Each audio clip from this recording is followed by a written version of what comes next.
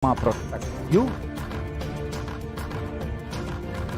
We will make the whole planet flourish spiritually. The spiritual prosperity will happen the whole planet. We all have to coexist together.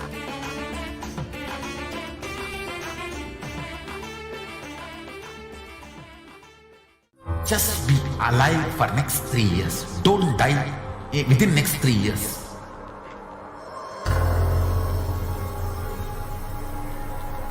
Just don't die within next 3 years.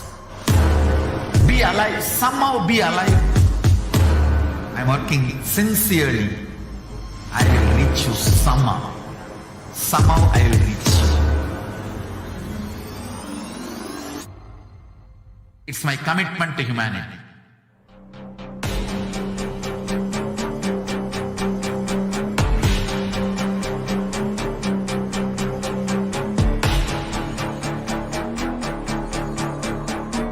Just don't die within next 3 years.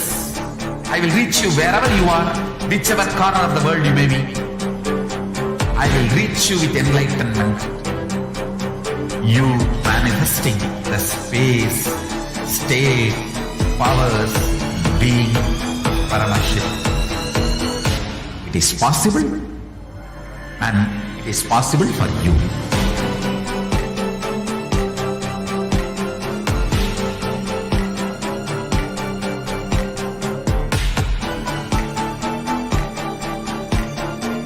Paramashivoham will reach you with enlightenment science.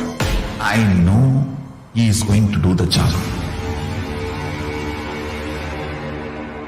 Just be alive for next 3 years.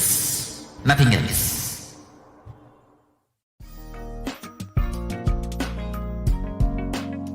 We get you health.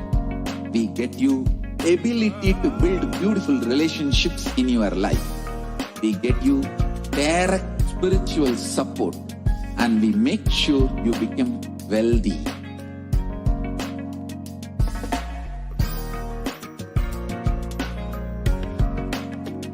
We won't stop giving you just good life. We will literally not stop till you live enlightened life. Manifesting the state of Paramashiva, space of Paramashiva, powers of Paramashiva, being of Paramashiva.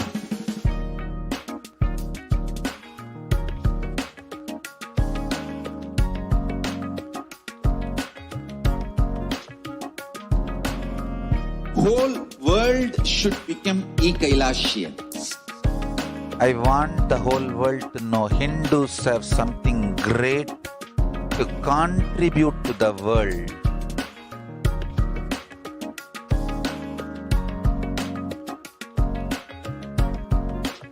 We have something great to contribute to the world. Let us do that.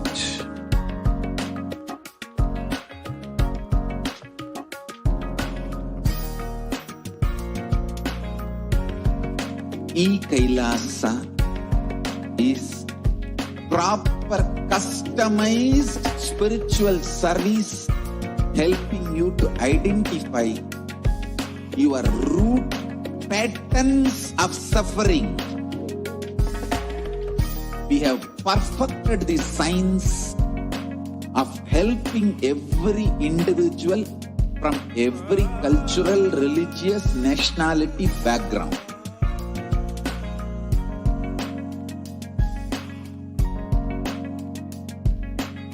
You will have lowest reactionary assumptions, highest awakened response, alive response for life continuously.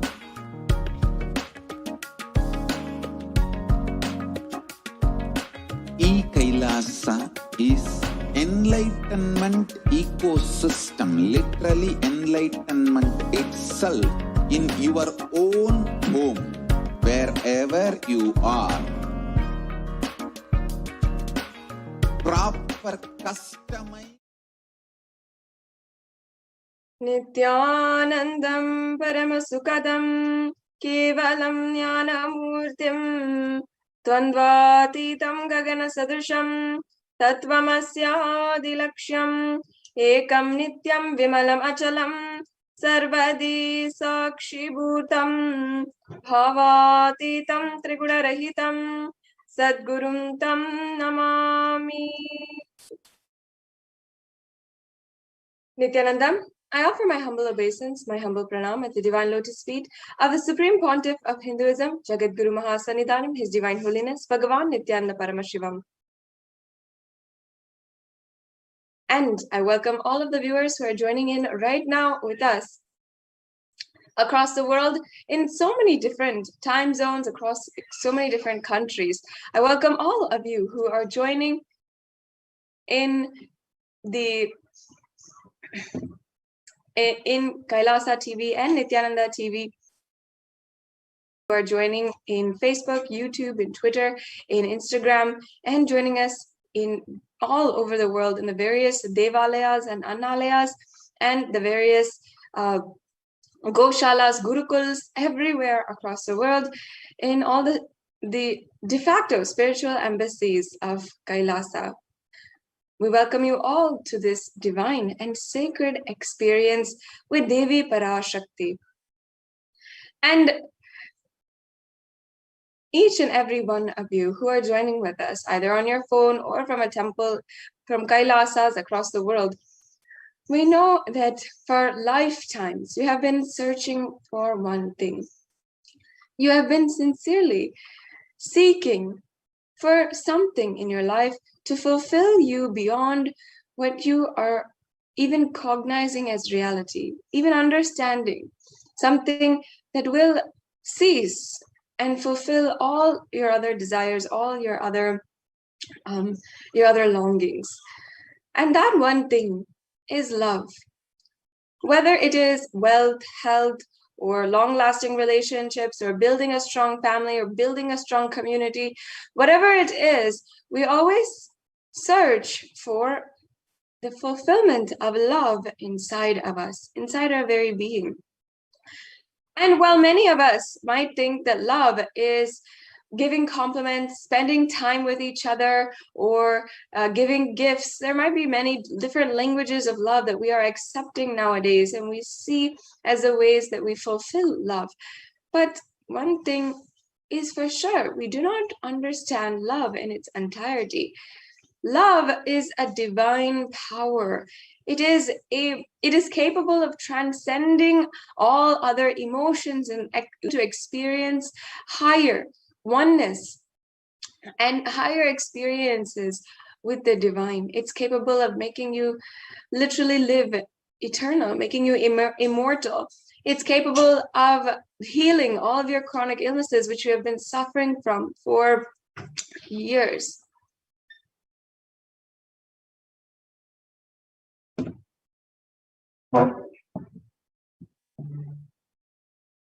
And it's capable of so much more than we think of nowadays.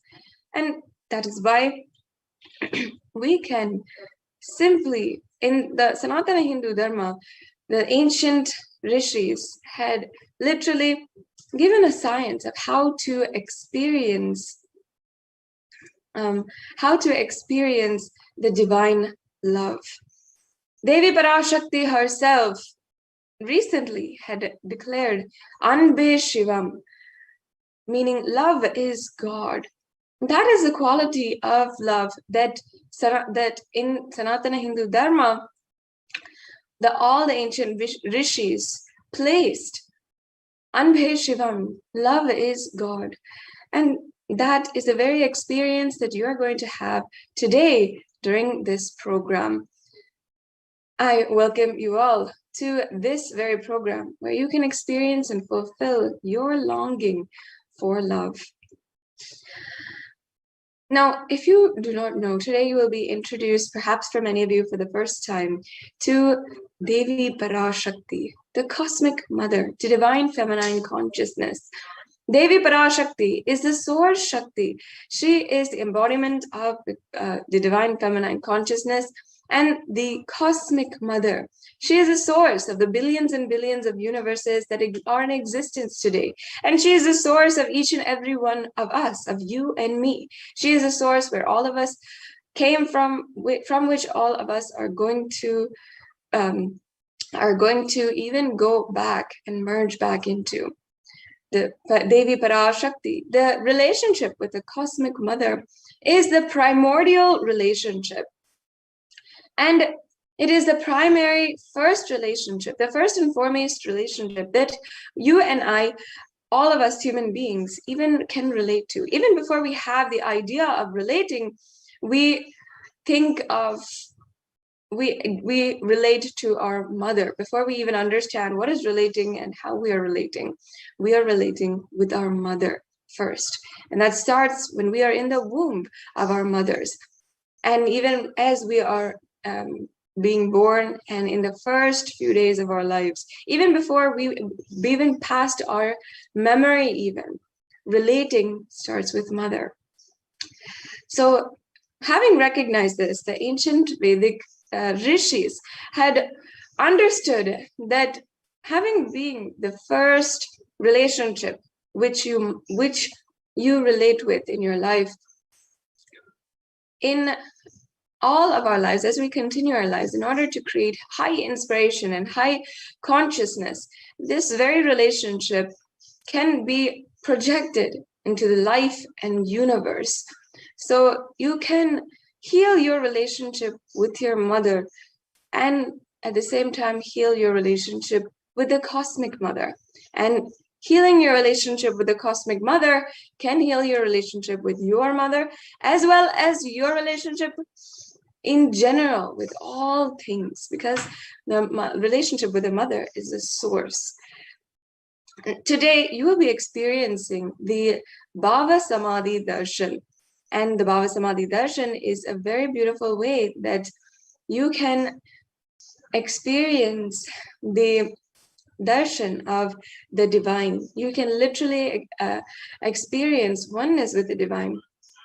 So actually, what does Samadhi mean? Adi means source or origin, and Samadhi means oneness with the source, and Bhava means emotion or aspect. So Bhava Samadhi means oneness through a certain emotion or aspect. And today, what you'll be experiencing during the Bhava Samadhi Darshan is the awakening of the latent potential energy inside of you, the Kundalini Shakti. And this will be such a powerful process. It is such a powerful process where you will literally be able to even reverse your age, heal chronic illnesses, and so much more. So you'll be able to literally live your life to the most potential just through this one program. And now let us be introduced to the very being who is making this available to us, this very program available to us, the Supreme Pontiff of Hinduism. The Supreme Pontiff of Hinduism is the incarnation of Paramashiva, who descended on planet Earth on the 2nd of January, 1978, and is the reviver of the ancient, enlightened Hindu civilizational nation of Kailasa. The Supreme Pontiff of Hinduism has revived the science of power manifestation, yoga, and temple-based lifestyle. And the Supreme Pontiff of Hinduism has revived the 14 ancient indigenous kingdoms.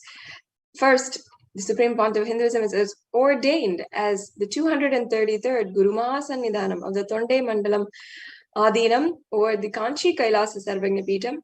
The Supreme Pontiff of Hinduism is the incumbent emperor of the Surya Vamsa Surangi Samrajyam.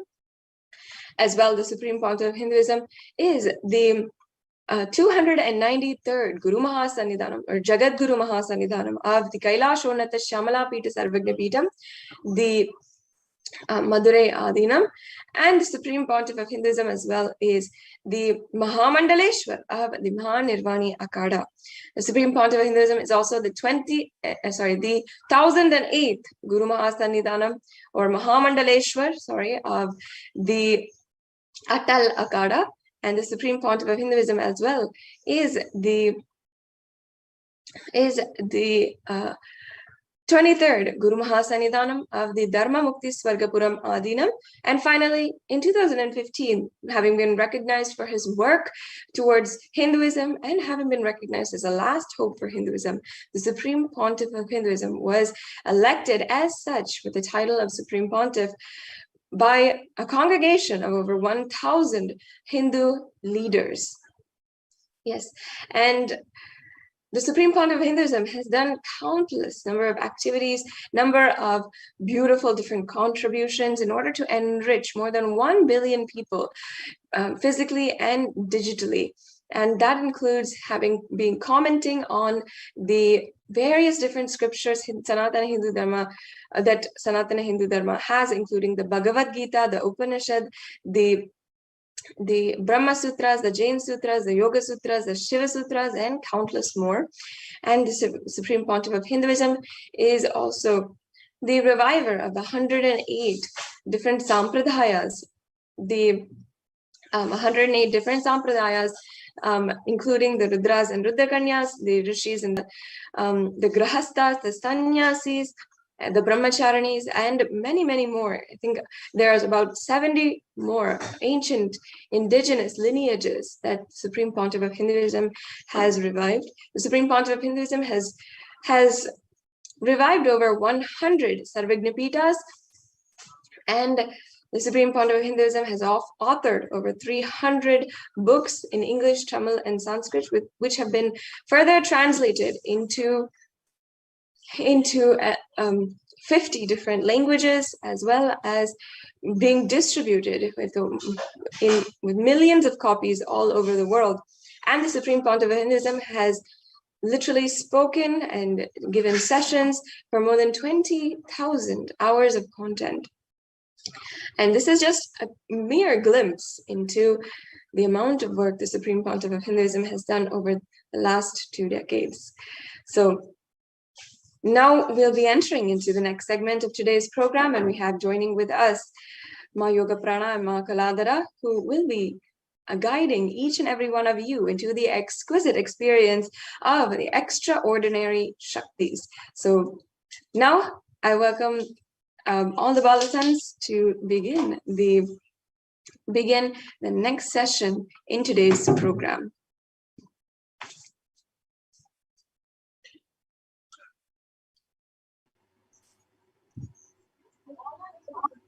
Yes. So that was a very amazing introduction to this program and to who is Swamiji. So we thank Masada Shrutriya so much for that.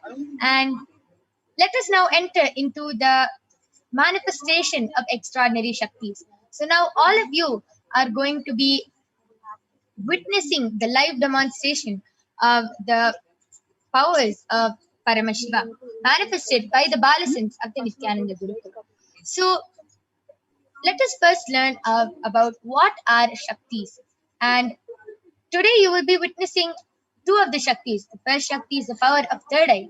The third eye is the cosmic browsing center, which is located between the eyebrows. And upon initiation, one can effortlessly express powers and see through the third eye, just as you would with the 2 eyes.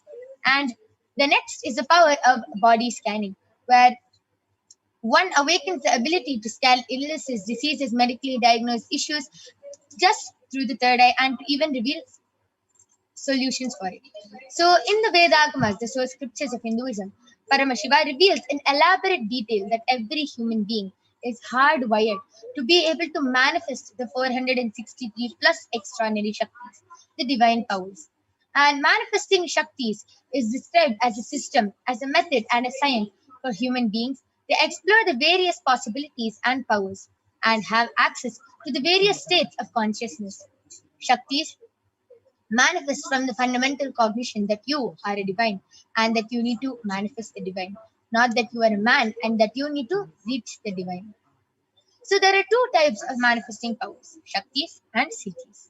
Shaktis express from the space of enlightenment as a side effect of feeling connection with the divine and high integrity with the Guru. Shaktis are the source of enlightenment. Siddhis are powers that manifest from tapas or penance for enlightenment. Siddhis are on the path of enlightenment. Shaktis manifest through ordinary human beings in an extraordinary way, just with initiation from the avatar, and Shaktis are permanent, whereas Siddhis are not permanent and they may divert you from enlightenment. So, who is the source of all these Shaktis? Who gives us all these Shaktis? Paramashiva. Paramashiva is the primordial divinity, the source of all these Shaktis. In Hinduism, the ultimate reality and cause, which is self-effulgent, Swayam Prakasha, all-pervading, unchanging beyond time, space, form, and causality. As a fundamental base of Avyakta, the unmanifest, and the Vyakta, the manifest existence, he performs the Panchakritya, the five cosmic acts of Srishti, creation, Sthiti, sovereign rulership and maintenance, Samhara, rejuvenation, Prabhava, pulling out of delusion, and Anugraha, liberating grace for all living entities.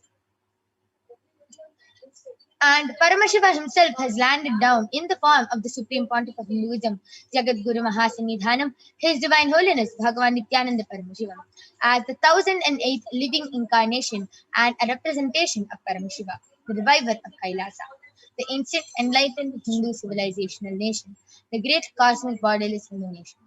Ever since the beginning of the civilization, the Sanatana Hindu Dharma has been the cradle of enlightened beings and highly advanced sciences. It was where the science of enlightenment and powers, Shaktis, was lived and taught as a lifestyle. And for the first time in modern day, the Supreme Pontiff of Hinduism is reviving these yogic sciences and transmitting it to the world at a record-breaking, never accomplished before speed. And the Supreme Pontiff of Hinduism was recognized as an incarnation at a very young age and was trained and taught to revive these sciences by the Guru Parampara, by the enlightened Gurus. So you can see so many of the enlightened Gurus, Mata Vibhudanandapuri, Pundi Swamigal, Isakki Swamigal, Annamalai Swamigal, Visiri Swamigal, Yogi Raj Yoganandapuri, Kanchi Paramacharya. You can see so many of the Gurus, the enlightened Gurus, who have trained and taught Swamiji to revive these sciences, initiations, and knowledge for billions to manifest the science of power manifestation from disciplines of Vedanta, Tantra, Shri Vidya, Yoga, Yogic powers, Mantra Shastra, Siddha Vidya, the science of Aushadha, Bhakti Yoga, Paramashiva and Paramashiva Vijnana. How do we awaken these divine Shaktis in us? Every ultimate truth, Jnana, mapped into your consciousness, Prajna, manifests as possibility and the power of every being, Prajnana. So, what is Diksha? Diksha is when the Guru, the Master, transmits the experience to all of us. So, just with one initiation from the Master, just with the initiation from the Master, one can manifest all the powers of Paramashiva. So, as I explained, Shaktis is what manifests from intense from deep feeling connection with the divine, with high integrity and deep feeling connection with the divine. And Siddhis is what is manifested from deep tapas. So just with one initiation from Swamiji, all of us can manifest these Shaktis. And that is what all of you are going to be getting today after the Devi Parashakti Akashic readings. So is authenticated through four aspects of pramanas or evidences.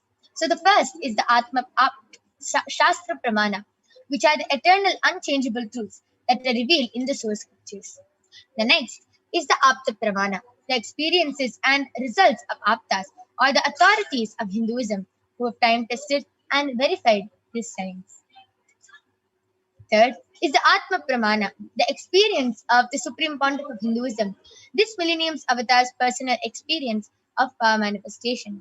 And last is the Pratyaksha Pramana, the empirical evidence from observation and scientific experimentation. So where do we get all these Shastras? Where do we get all these scriptures from? From the Vedagamas, which is a living applied science. Vedas are the ultimate superior authorities for Hindus. They are the pure science where the ultimate truths are explained. Agamas are the scriptures where the applied technology, the applied science is expanded. Vedas and Agamas, Vedagamas are given the status of Shruti because they are directly revealed by Paramashiva. They are the ultimate, eternal, unchangeable truths, and any reference cited from these Shastras or source scriptures is called the Shastra Pramana. So let us now get ready to witness a very exciting and a unique demonstration of the power of third eye. So along with me, I have a Balasant of the Nithyananda Gurukul. She's 15 years old. Her name is Manitya Kaladharananda, and she is going to be demonstrating this extraordinary Shakti to you. Before that, let us see the Shastra Pramana for this power. The Shastra Pramana comes from the Vijnana Bhairava Tantra, Dharana 34. Kapalantarmanonyasa tishtannilitalochanaha Kramena manasodardhyat lakshaye lakshamuttamam. The translation goes, by fixing the mind on the inner space within the crown center and sitting stably without any movement, having the eyes closed in succession, by that stability of the mind and inner space, through the power of the third eye, one directly sees the ultimate goal Lakshyam by having the vision beyond the sight that reveals any object or place, attaining the space of Paramashiva. The next is the Apta Pramana, where Bhagavan Krishna initiates Arjuna into the power of third eye. And in the 11th chapter of the Srimad Bhagavad Gita, Arjuna completely narrates the cosmic form, the Vishwarupa Darshan of Bhagavan Krishna as he sees Bhagavan Krishna through the third eye. Natu mam shakyase drashtum anenaiva swachakshusha divyam dadami te chakshuhu pasyame yogamaishwaram. Bhagavan Krishna says to Arjuna, but you cannot see my cosmic form with these physical eyes of yours. Therefore I grant you the divine third eye vision. Behold my cosmic opulence. And next is the Atma Pramana, where Swamiji beautifully shares in his own words how he was able to manifest the power of third eye. Swamiji beautifully shares, and let us now listen to Swamiji's experience from Swamiji himself.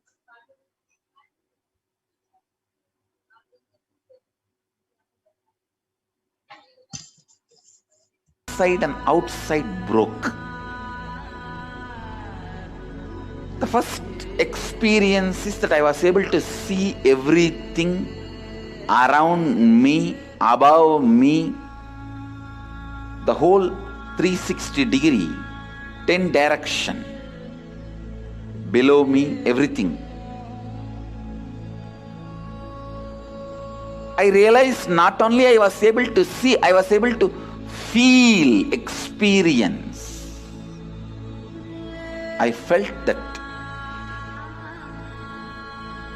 the skin of the stone on rock on which I was sitting and the skin of this body both carry me equally.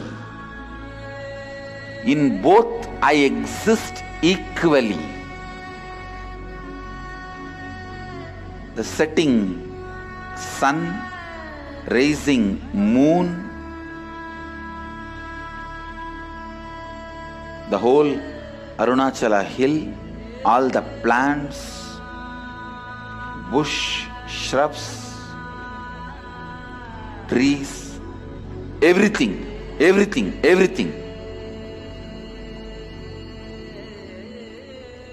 just became so alive. The idea, something is inside.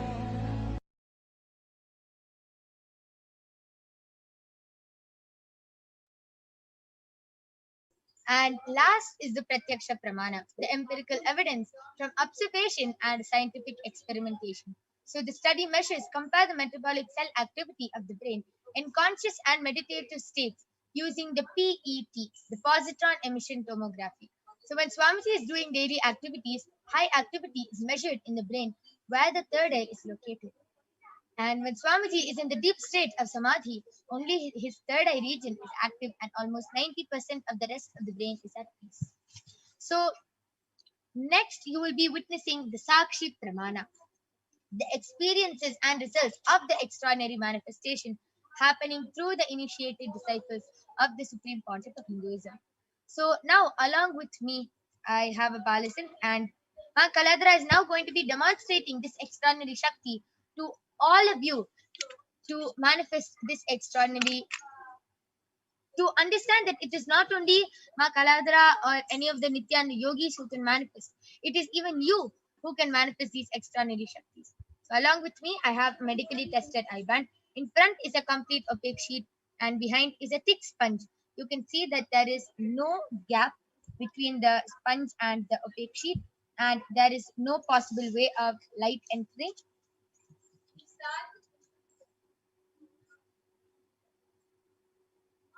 And there is a comfortable strap which can comfortably strap the eye band on Ma Kaladra's head. This is a medically tested eye band tested by one of the top 10 hospitals of India. It is actually used for people who have insomnia and who find it really hard to sleep with light. So it is completely medically and scientifically proven that even with the light, even with your eyes open inside this eye band, there is no possible way of light entry. So this is the eye band I'll be placing on Ma Kaladra's eyes now. So in front of all of you, I'm opening the eye band and placing it on her eyes.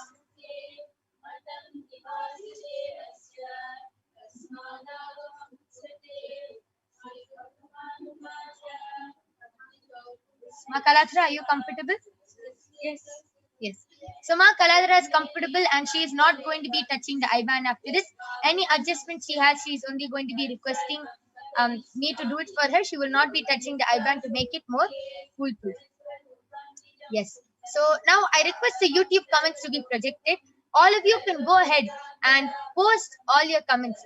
And while that is happening, Ma Kaladra, I request you to turn to your right, left, up, up, down.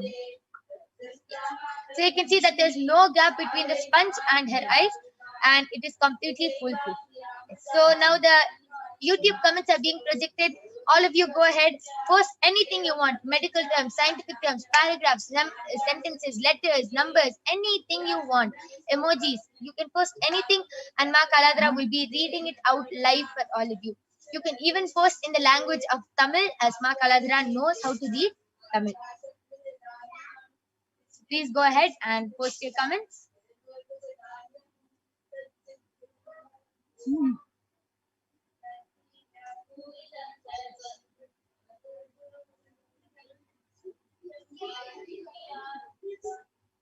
No comments.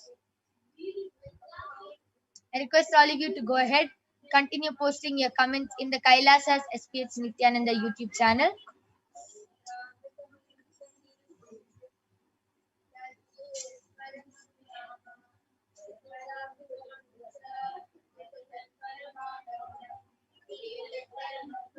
Yes, there is a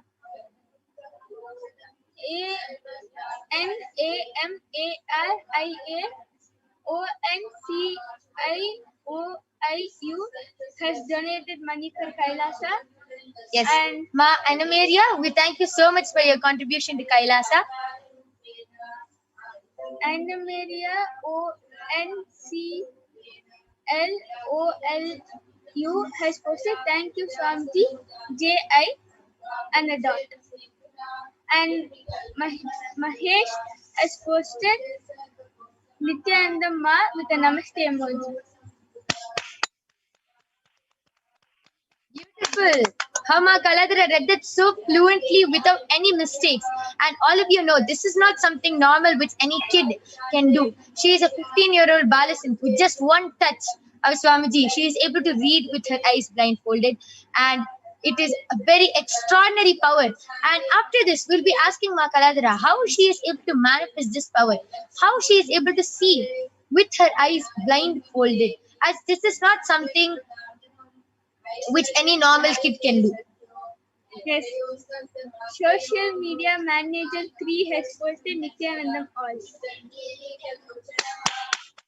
Amazing. I encourage all of you, please continue posting your questions. Please ask anything you want. You can post anything, and Ma Kaladhara will be reading all your questions.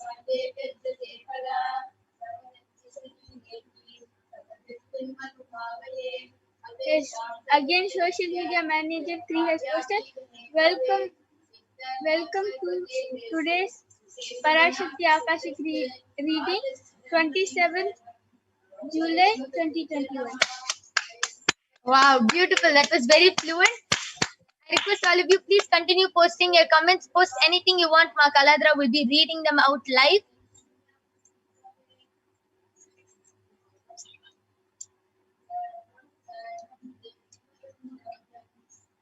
Okay.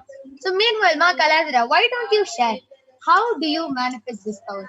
This is not a normal power which any kid can manifest. How? Just with one touch, just with one initiation. How are you able to manifest this power? I'm sure you would have not done some 50 years of tapas or something, or penance, standing on one leg with your hands in, for sure. So how do you manifest this power? Yes. So I manifest this power of third eye reading. After Swami initiated me into the power of third eye, I practiced, and after that, it was just a complete surrender and trust on Swami, with which I'm able to manifest. Beautiful. Very beautiful sharing of how just with surrender, just deep surrender and trust on Swamiji that he will take care. That's all. You are able to manifest this power. Yes, you can go ahead, continue reading. Yes, Mahesh has again posted Om Nithyananda Paramashivoham with a Namaste emoji, and SUSHMAMIRAJKAR has donated money for Kailasa, and also has written Nithyananda Paramashivoham with the Om and a Namaste emoji. And Vinita PULLABARAYAR has posted Nithyananda. Yes, that was beautiful, very fluent. And Ma Shrishma Mirajkar, we thank you so much for your contribution to Kailasa. Yes, that was a very beautiful demonstration of the power of third eye. Very amazing. Now I'll be removing the eye band of Ma Kaladhara. So you can see in front is a complete opaque sheet, behind it's a thick sponge, no gap. Everything is completely the same. It is completely foolproof how Ma Kaladhara read, and you can see she's still adjusting to the light. So her eyes were closed the full time in the eye band, and she was able to read with her eyes blindfolded. And as she shared already, just with deep surrender, complete surrender to Swamiji, she was able to manifest this power. And it's not that only the Balasins or Nithyananda yogis are only we can manifest this power. Even you, after today's Devi Parashakti Akashic readings, even all of you can manifest. So with this, we thank all of you. We are not done yet. We have the next power, the power of body scanning coming up, where more Balasins and the Nithyananda yogis who are eagerly waiting to manifest this power for all of you are going to be coming and are going to be doing the body scanning as per all of your requests. And then Skobi Aya, we thank you so much for your contribution to Kailasa. And I request all of you to go ahead, post your comments and requests, call your family members and friends for this power of body scanning. And now we'll be chanting the pramanas for the power of body scanning. Then we'll be starting the power demonstration itself. So go ahead, call your family members, friends, and post your comments, requests for body scanning. And the Balasins and the Nithyananda yogis will definitely be coming and doing a scanning for all of you who have requested. So now we'll be chanting the pramanas for the power of body scanning, which is a power where one awakens the ability to manifest and to be able to scan illnesses, diseases, medically diagnosed issues, and will be able to reveal even solutions for them. So the Shastra Pramana comes from the Vijnana Bhairava Tantra. Swadehe jagato vapi sukshma sukshmatarani cha tattvani yani nilayam ध्यात्वान्ते vyajyate para. Bhagavan Paramashiva says, cognize deeply that from the subtle to the subtlest constitutive principles of the whole body or swadeha, of the whole universe, simultaneously consist of the essential reality. They are being absorbed in their source cause, Paramashiva. And by the experience of such restful awareness, one becomes complete from all thoughts, and the divine, ultimate, universal divine power, Paradevi, Adi-Shakti, is revealed, and the supreme power manifestation happens. The next is the Apta Pramana, the experiences of Aptas, the rishis who have come to this side. So the Apta Pramana comes from the life of a Siddha named Teriyar. Teriyar was a Siddha and one of the prominent disciples of Agatya. One day, a man suffering from a severe headache comes to Agatya for healing, and Agatya uses the power of body scanning and identifies the root cause of the headache. He reveals that there is a small terai, a type of frog, sitting in the person's brain, which is completely odd. But Agatya was able to use his third and reveal the root cause that there is a frog sitting in his brain. And Agatya immediately instructs his disciple, Thereya, to perform open head surgery. And after the surgery is completed successfully, the person is completely healed of the headache. And thus he gained the name Thereya. Next is the Atma Pramana, the accounts from Swamiji who has time tested and verified the science. Swamiji beautifully reveals that only when I had a multiple compound fracture, I was forced to go for surgery and therefore for medical checkups related to that. At that time, they detected heavy metal quantity in different organs of mine, and it was revealed that I had been poisoned without our knowledge. I immediately used diagnostic methods instead of medical facilities to study the body condition. And through the body scanning, I found out problems and imbalances had happened and where the balance had to be done. I used allopathy as a second opinion just to verify my findings. Last is the Sakshi Pramana. You can see how so many of the disciples of Swamiji, the Paramashivoham participants, were able to manifest the power of body scanning and have shared with all of us that they were able to manifest. And now you will be witnessing the live demonstration of the power of body scanning by the Balasans of the Nithyananda Gurukul. So please stay tuned. We'll be back with the Balasans and the Nithyananda Yogis of Kailasa right after a short break.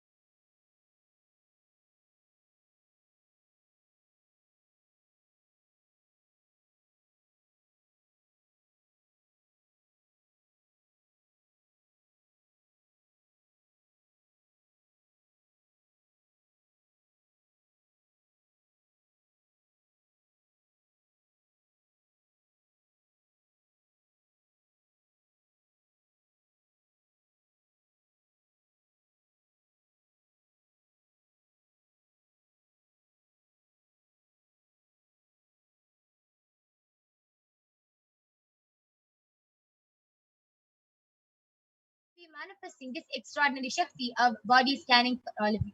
I request the YouTube comments to be projected.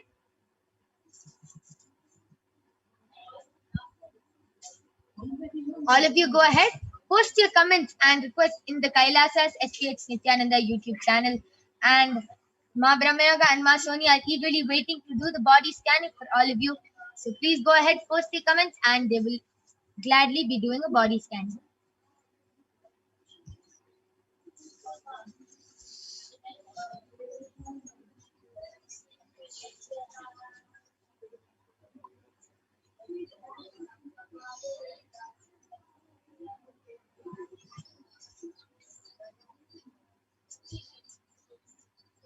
Okay.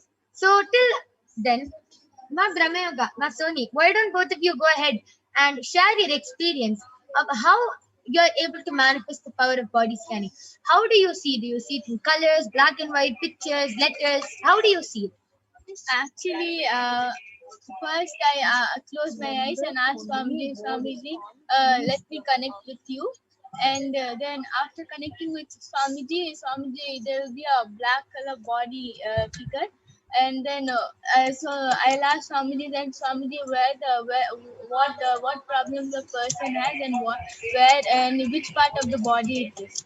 So and then it will come. It will highlight in the body wherever the person has problem. It will, like, for example, the person has problem in his knees, so it will highlight over his knees, or sometimes it will come in like pictures.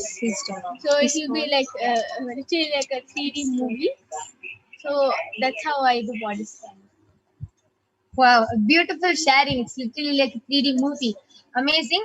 That was a very beautiful sharing of how you're able to manifest the power of body scanning. And then Skobi Aya, thank you so much for your contribution to Kailasa.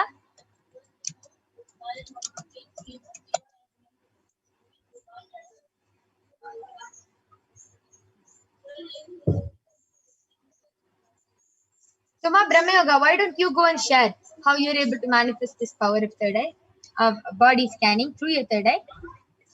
So how I manifest this power of body scanning is actually when I at first started doing body scanning, at that time I used to get a picture of the whole body, and it used to, like, my third eye used to zoom in onto the part of the body which has the problem, and everything used to be in like black and white, or it used to be in grayish color, and very pale color used to be there.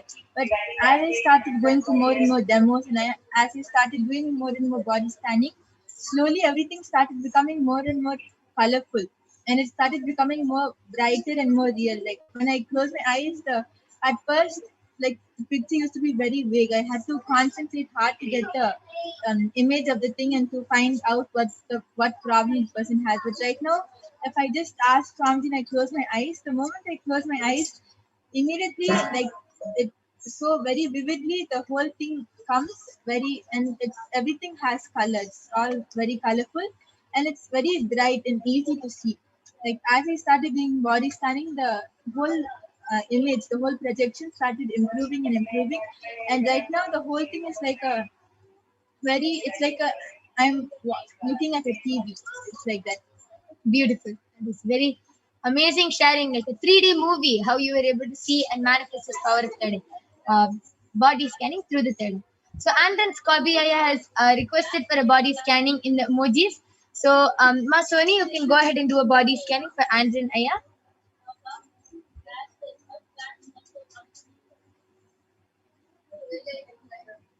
Anyone else who wants a body scanning, please go ahead and post.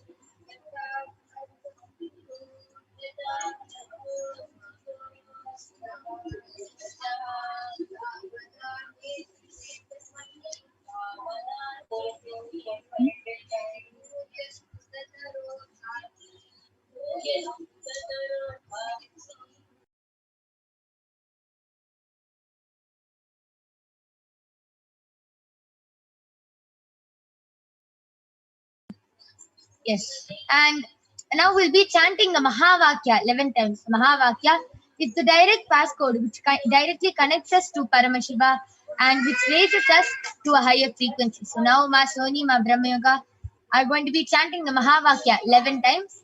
And Akash Anand Aya, thank you so much for your contribution to Kailasa. So let us now start chanting the Mahavakya. So please start chanting the Mahavakya 11 times. Om Nithyananda Paramashivoham. Om Nithyananda Paramashivoham. Om Nithyananda Paramashivoham. Om Nithyananda Paramashivoham. Om Nithyananda Paramashivoham. Om Nithyananda Paramashivoham. Om Nithyananda Paramashivoham. Om Nithyananda Paramashivoham. Om Nithyananda Paramashivoham. Om Nithyananda Paramashivoham. Om Nithyananda Paramashivoham. Yes, Raj has requested for a scanning for his root pattern, Suma Brahma Yoga. You can go ahead and do the body scanning for Raj Aya. Nityanandam and Scooby Aya. Aya Paramashiva reveals that in your body there's a problem in your heart. Aya, the blood is not flowing properly in the heart veins. So Aya Paramashiva, and it's due to not having proper diet. So Paramashiva reveals that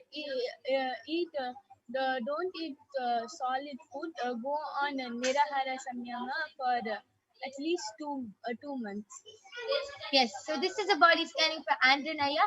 I request you to get back and follow the solution which Paramashiva has revealed to do Nirahara Samyama for 3 months. So please follow the solution and please get back for 2 months.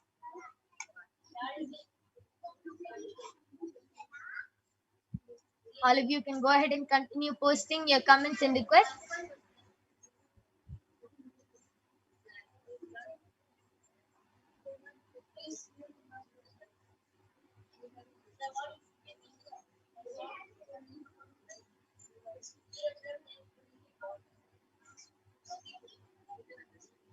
Yes. Brahma Yoga, are you ready?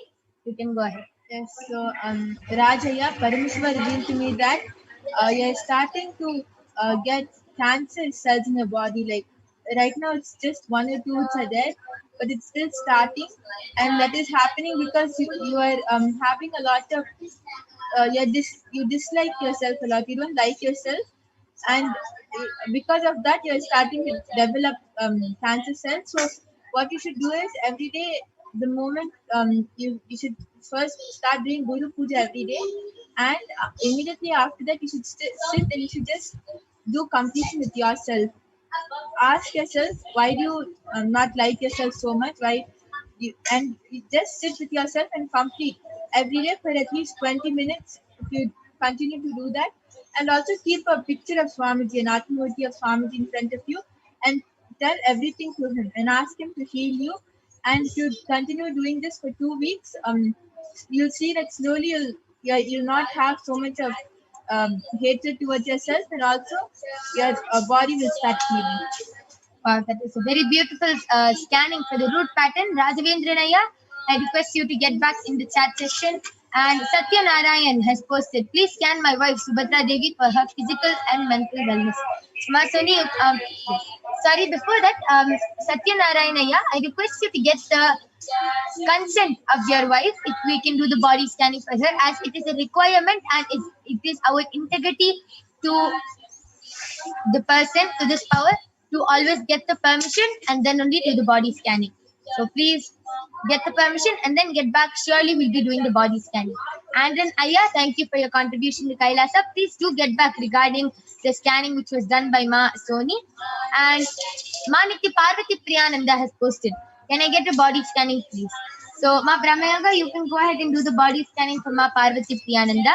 And Ma Parvati Priya, thank you so much for your contribution to Kailasa.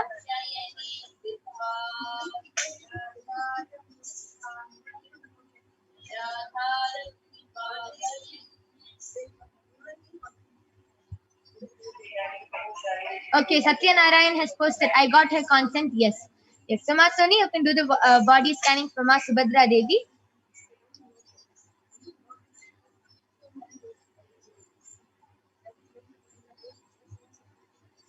Ryan Ocean Edmund has posted a request for scanning and healing. Yes, Aya, I will be doing the body scanning for you.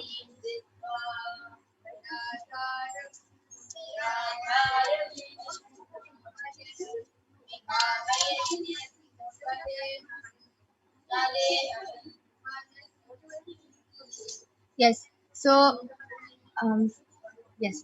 Just before I reveal, Raghavendra Naya has gotten back telling, thank you very much. I'll start doing what Paramashiva has revealed as a solution.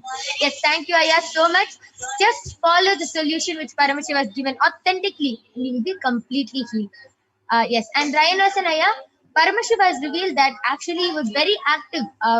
You were actually very active, but suddenly now you started becoming very lazy and you have started sitting a lot and eating a lot. So you have started growing a lot of unnecessary fat in your body, which is not, since you used to be very active, your body is not adjusting to this. There's a lot of fat growing in your, unnecessary fat growing in your stomach. So you really have to do a lot of detoxing, Aya, and you just have to burn all that fat away. So please start doing intense workout and every day take castor oil along with neem juice and haritaki and just detox your body completely, Aya. You will be completely fine. And this pitta, the unnecessary fat in your body is what is causing any, I'm able to see that you also do feel irritated a lot. You get very agitated also. So this pitta is the reason why you are getting very agitated and irritated throughout your day, and you are not able to make proper decisions. You feel mentally disturbed. You are not able to make proper decisions. It is all because of this one. It is all because of the junk in your stomach, Aya. So please start doing the intense detoxing and workout, Aya, and you'll be completely healed.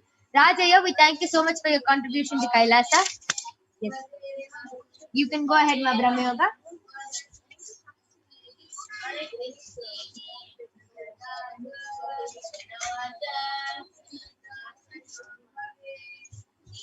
Yes, so Ma Parvati Priyananda, Paramashiva revealed to me that you don't have any major problem in your body. You don't really have any problem.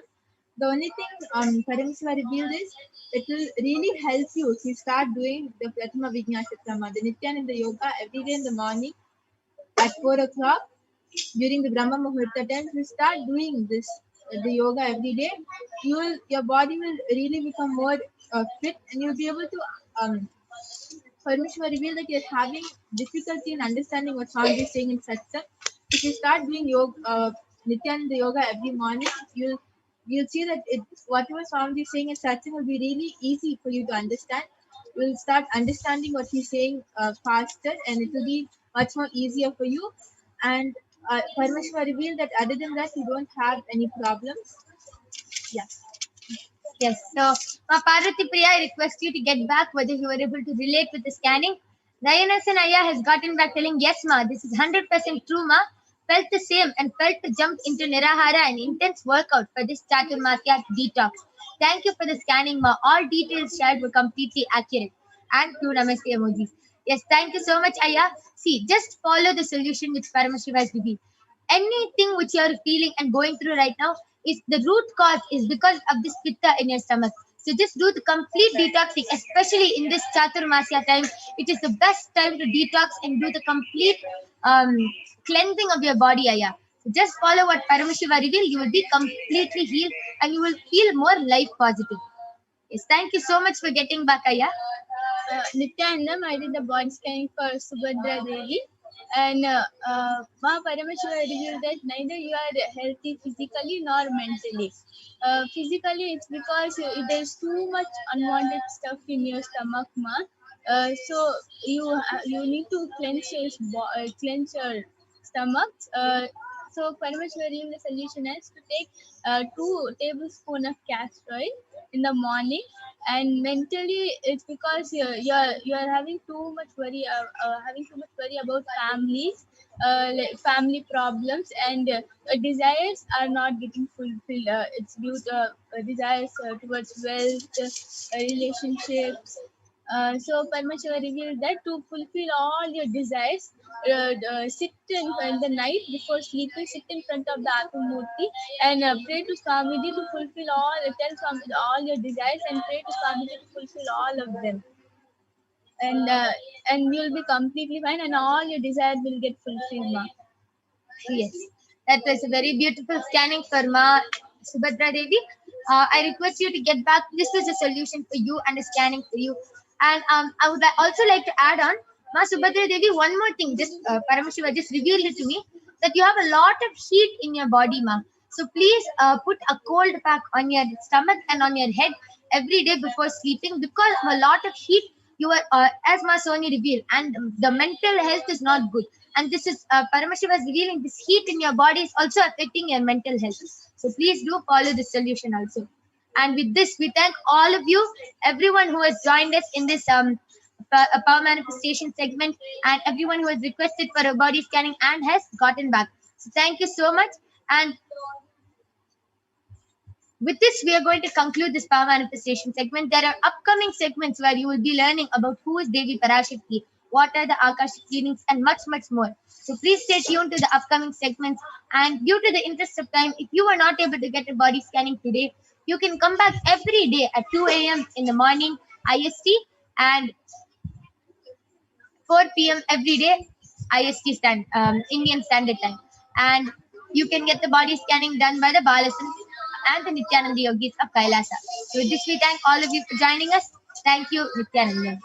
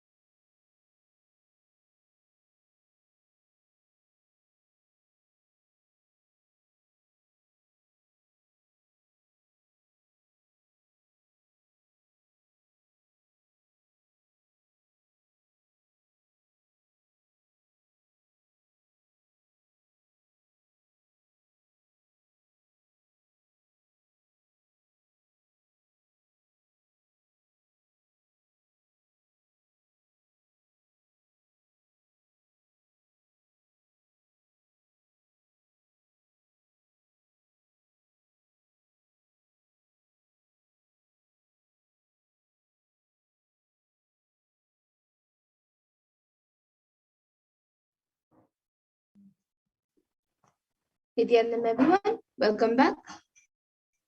So now we will be moving to the next segment where we will be learning more about Devi Parashakti and the divine feminine consciousness. So we will be first looking into the Dhyana Shloka of Devi Parashakti, which comes from the Lalita Sahasranama.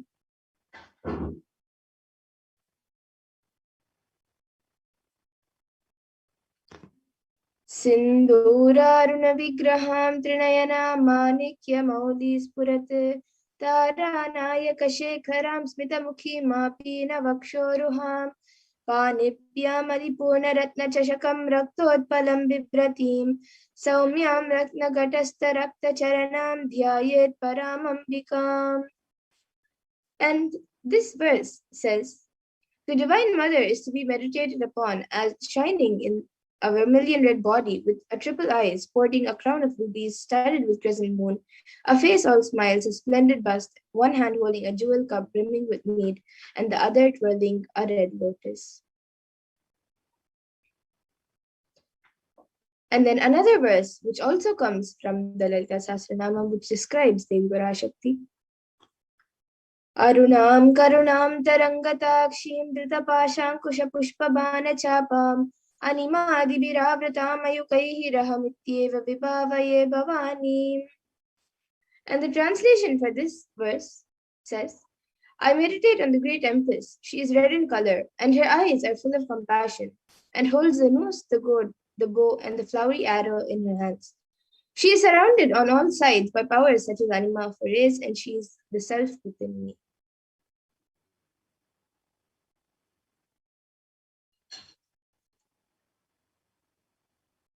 And Devi Parashakti is the ultimate pure feminine consciousness. Parashakti is the cosmic mother. It is her cosmic womb from which billions and billions of universes come out and go in. It is the source where the Big Bang and black holes go on and on. Parashakti is the source Shakti, and source power from which all of us came, all of us are in even now, and which all of us are going to merge into.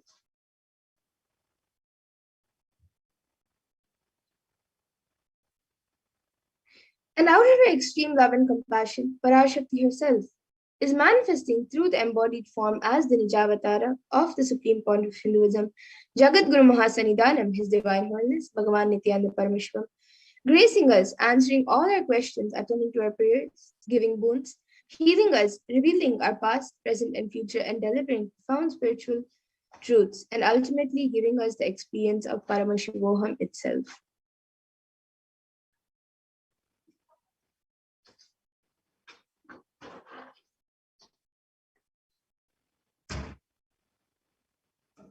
And in the words of Devi Parashakti herself, raising as Omkara, expressing as Vedas and Agamas, blossomed as Hinkara, filled as Parashodasi, living in 40 triangles, the Kailasha Swamini, who is in Kailasha, Sri Purachintamani, Parashodasi, sitting as part of Paramashiva, Parameshwari, who rules the world, Paramashakti, Manonmani, Meenakshi.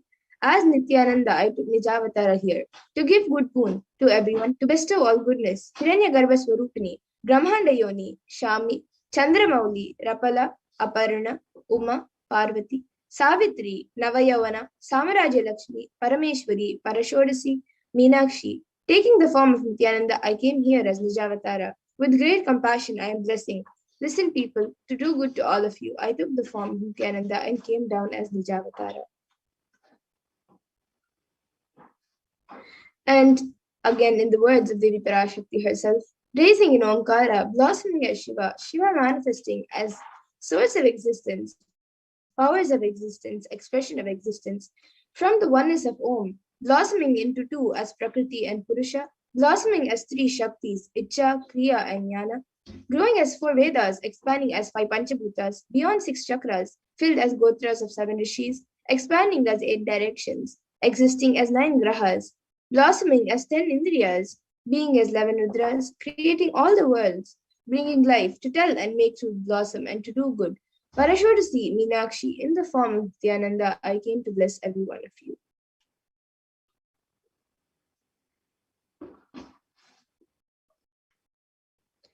And now let's see how we can receive Devi Parashakti. So literally you are seeing Paramashiva and Parashakti at that moment when she is on your screen.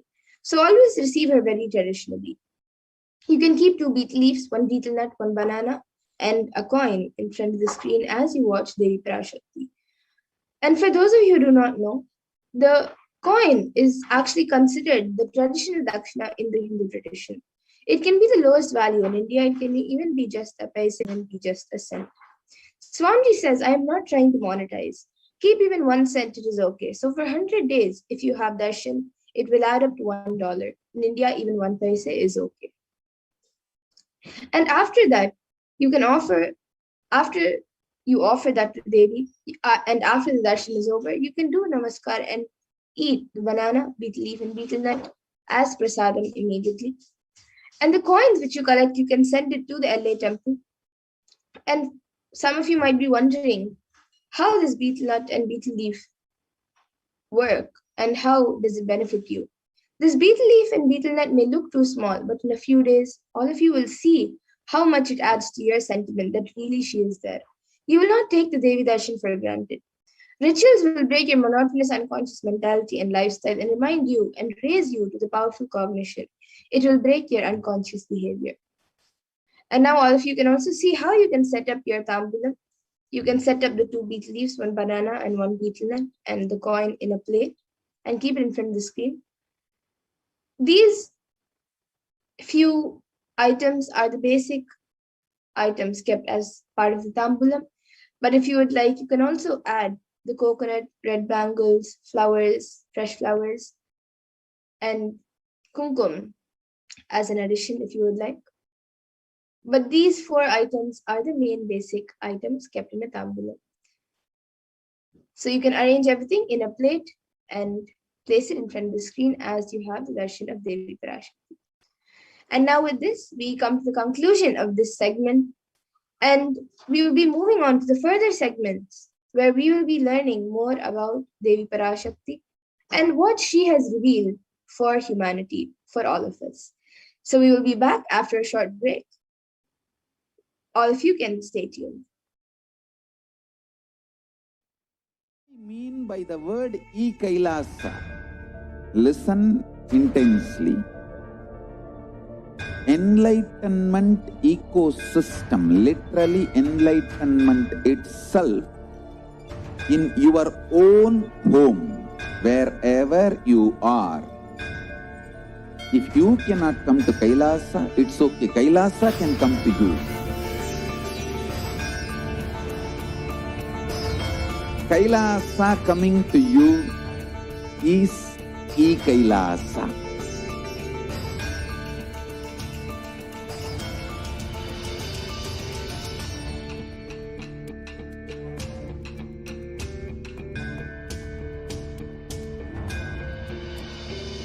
I will revive Hinduism.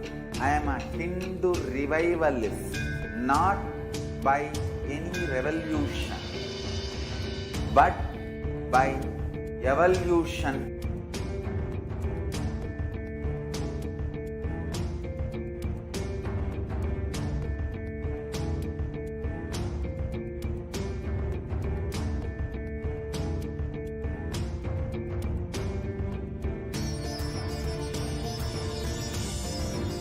And setting model communities.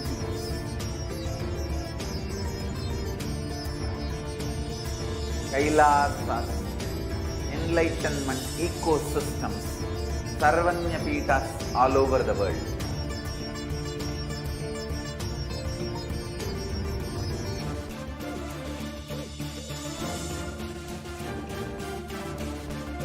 All powerful cognition, knowledge, only when you live, power manifestation and possibilities manifestation happens. It's a fundamental truth.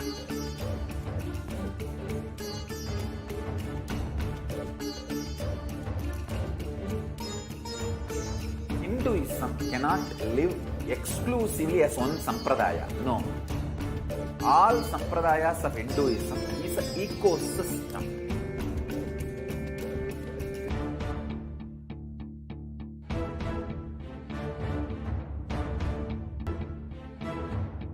So don't keep quiet thinking that if one sampradaya is attacked, only that sampradaya is going to be affected.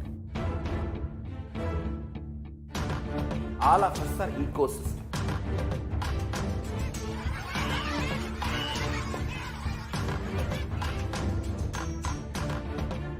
I invite all of you to get involved and enjoy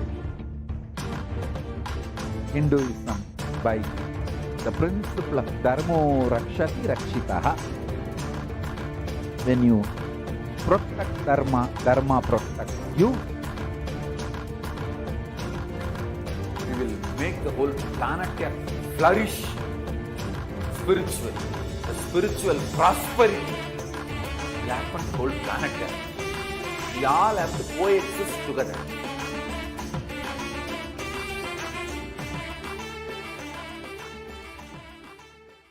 Just be alive for next 3 years. Don't die within next 3 years.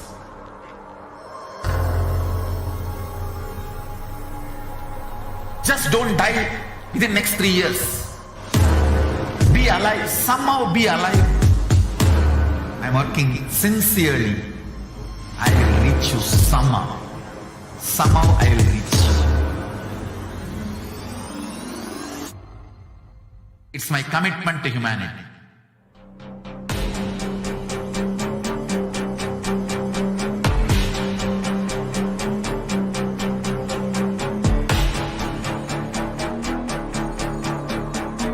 Just don't die within next 3 years. I will reach you wherever you are, whichever corner of the world you may be. I will reach you with enlightenment. You manifesting the space, state, powers, being Paramashivoham. It is possible, and it is possible for you.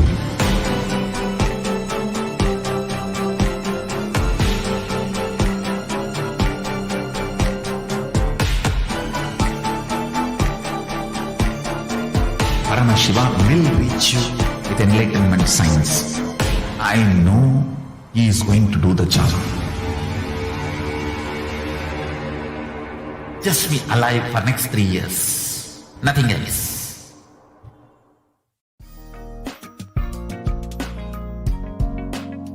We get you health.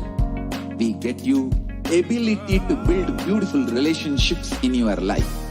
We get you direct spiritual support, and we make sure you become wealthy.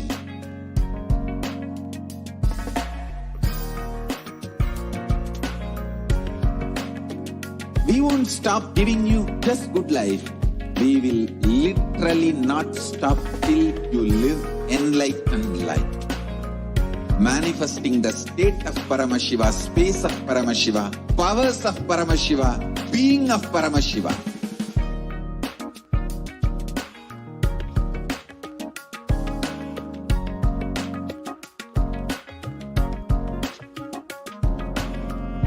Whole world should become Ekailashians. I want the whole world to know Hindus have something great to contribute to the world.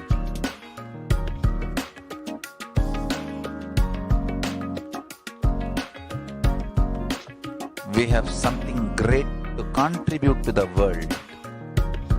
Let us do that.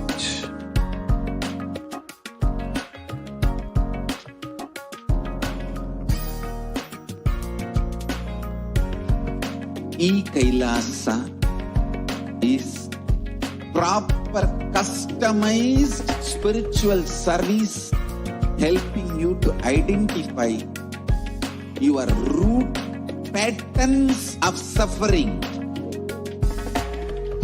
We have perfected the science of helping every individual from every cultural, religious, nationality background.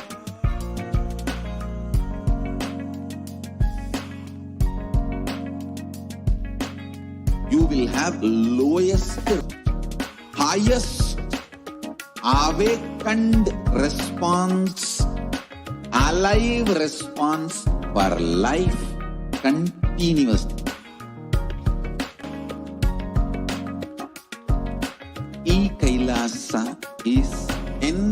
enlightenment ecosystem, literally enlightenment itself in your own home, wherever you are. Proper customized spiritual service helping you to complete with your life negativity, withdrawal from life.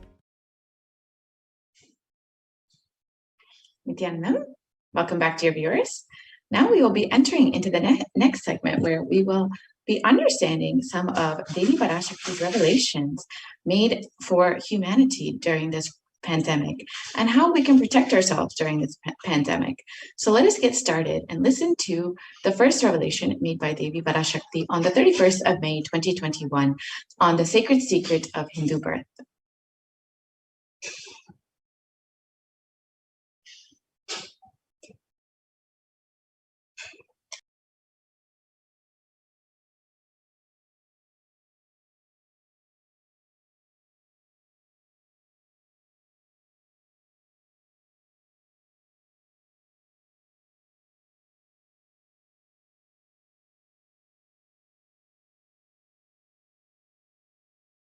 நன்றாய் கேட்டுக்கொள்.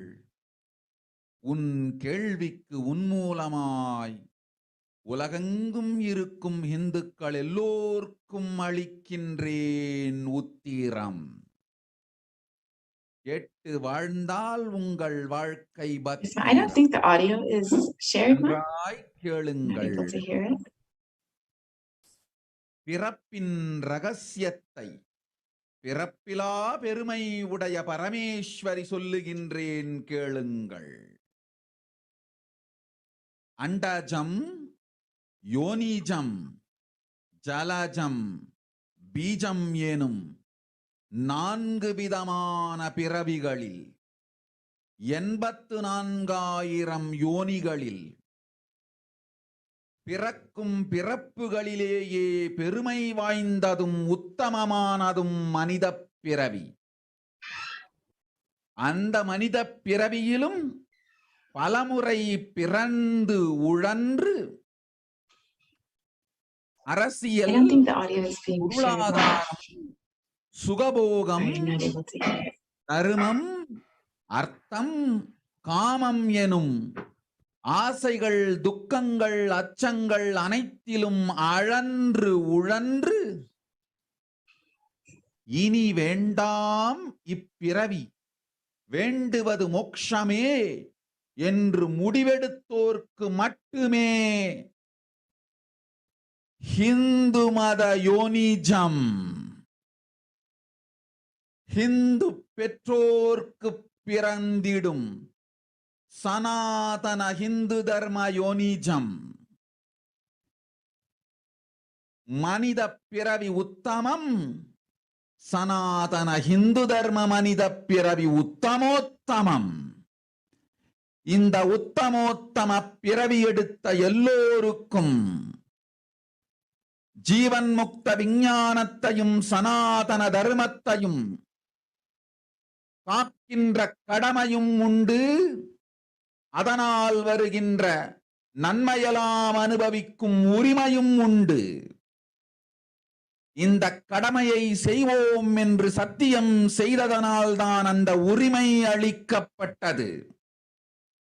பூமிக்கு வந்தபின் மனம் மயங்கி மதிமயங்கி சனாதன தர்மம் காக்க மறந்ததனால் மாயை அவர்கள் உயிரை பறிக்கின்றாள்.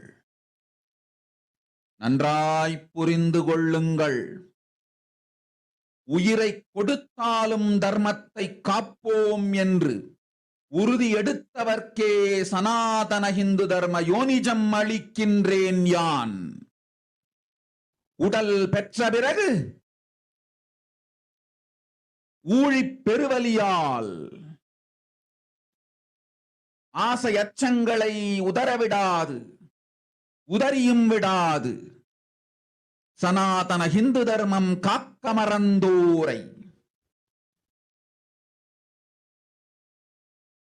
உயிர் வாழத் தகுதியில்லாதவர் பட்டியலில் உடனடியாய் மாயை சேர்க்கின்றாள். அதனால் ராட்சசர்களும் அசுரர்களும் தானாகவே இவர்கள் உயிரை எடுக்கின்றார். நன்றாய் புரிந்து கொள்ளுங்கள். உயிரை கொடுத்தாலும் தர்மம் காப்போம் என்று நிற்பவர்க்கு நிலைத்திடும் வீரஸ்வர்க்கமும் கைலாச பதவியும், எக்காரணம் கொண்டும் தர்மம் காக்க மறந்த உத்தமோத்தம ஜனனமான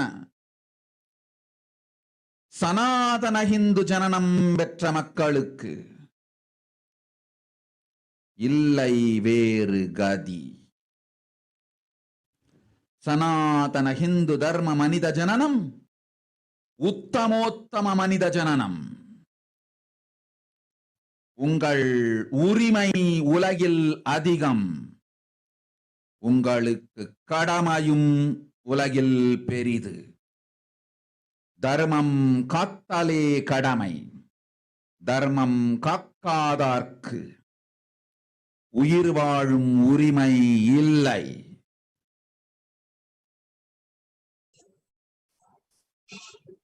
நன்றாய் புரிந்து கொள்ளுங்கள்.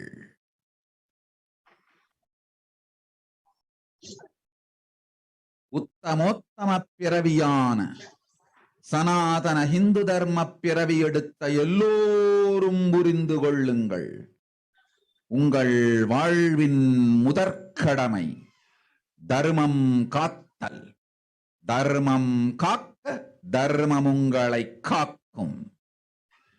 சனாதன ஹிந்து தர்மம் காக்க மறந்திட்டால் வாழும் உரிமையை நீங்கள் இழந்து விடுகின்றீர்கள். அதற்கு மேல் வாழ்ந்தென்ன அழிந்தென்ன? பூமிக்கு பாரம் குறையட்டும் என்று அசுரர்களும் ராட்சதர்களும் உங்களை உண்டு தீர்க்கின்றார்கள். அதையும் மாயை கண்டு சும்மாவிருப்பாள். பிரபஞ்ச ரகசியத்தை, பிறவியின் ரகசியத்தை உலகிற்கெல்லாம் உத்தரமாய் சொல்லிவிட்டேன்.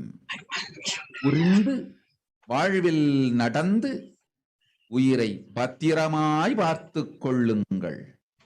அன்னை சொல்லும் அருள் சத்தியம் இது. ஓம் ஓம் ஓம்.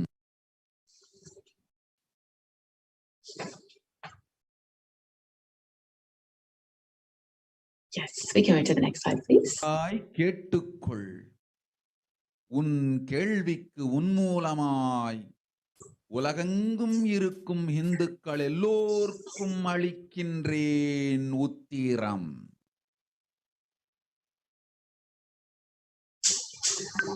So let us understand Devi Parashakti's revelations and what the translation into English is. We can move to the next slide. Yes.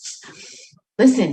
Andajam, Yonijam, Jalajam, Bijam, like this in 4 types of births in 8,400,000 yonis, and all these births, the most greatest birth of them all is human birth. Even in that human birth, being born and toiled many times, after getting burnt and toiled in politics and finance, in luxuries, in dharma, artha, kama, and those who decide of not wanting this birth, wanting only moksha, only those will have Hindu Dharma Yonijam, the Sanatana Hindu Dharma Yonijam of being born to Hindu parents. Human birth is Uttamam, the best. Sanatana Hindu Dharma, human birth, is Uttamottamam, the best of the best. Everyone who took this Uttamottama birth has the responsibility of protecting the science of living enlightenment in Sanatana Dharma. And also, they have the right of experiencing its benefits. This right was given to them because of their commitment given by them to do this responsibility. After coming to Bhuloka by getting mentally deluded and forgetting the dharma of protecting Sanatana Dharma, Maya, she is taking away all their souls. Understand carefully. I am giving the Sanatana Hindu Dharma Yonijam only for those who gave the commitment of protecting Sanatana Dharma, even by giving their life. After getting the body, because of painful deluge, not dropping fear and greed, for those who forgot to protect Sanatana Hindu Dharma, Maya, she will immediately add them all to the list of those who are not worthy of living. Therefore, Rakshasas and Asuras are automatically taking away their life. Understand properly, for those who stand that even by giving their life, they will protect Dharma, will permanently have Virasvarga and Kailasa Padavi. For any reason, people who forgot to protect Dharma, having the Uttamottama birth of Sanatana Hindu birth, there is no other way for them. Sanatana Hindu Dharma, human birth is Uttamottama human birth. Your rights in this world are immense. Also, your responsibility in this world is large. Protecting Dharma is responsibility. Those who do not protect Dharma, they do not have the right to live. Understand properly. All those who took the Uttamottama birth, which is Sanatana Hindu Dharma birth, all of you understand. The first responsibility of your life is protecting Dharma. If you protect Dharma, Dharma will protect you. If you forget to protect the Sanatana Hindu Dharma, you lose the right to live. After that, what bothers whether you live or get destroyed? Asuras, Rakshasas will eat you, so that the burden on earth is reduced. Seeing that, Maya, she will keep quiet.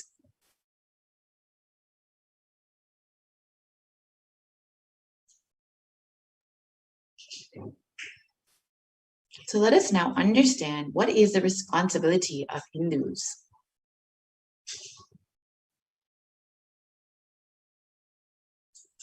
Hinduism represents the world's most ancient and yet progressive indigenous spiritual tradition. It is an open framework model of civilization that stands for global peace, vegetarianism, nonviolence, yoga, worship of nature, temple-based living, manifesting spiritual powers, and inherent divinity of every being.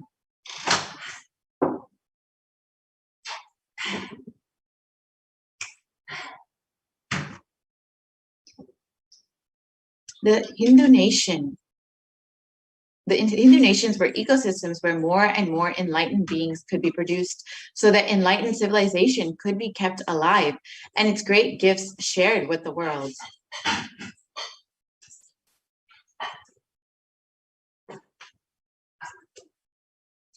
So let us look at the reference of Hindu nations from the Hindu scriptures.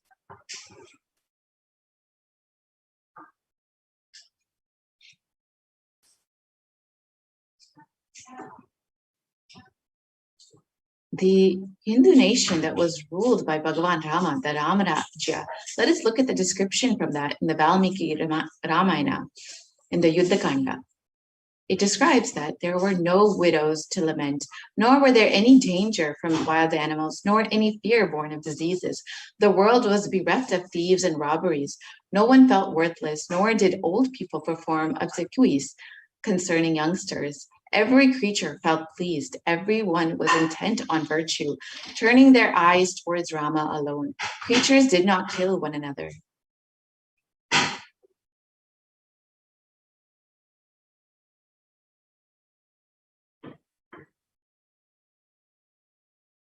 And people survived for thousands of years with thousands of progeny, all free of illness and grief. The trees that there were bearing flowers and fruits regularly without any injury by pests and insects. The clouds were raining in time, and the wind was delightful to the touch.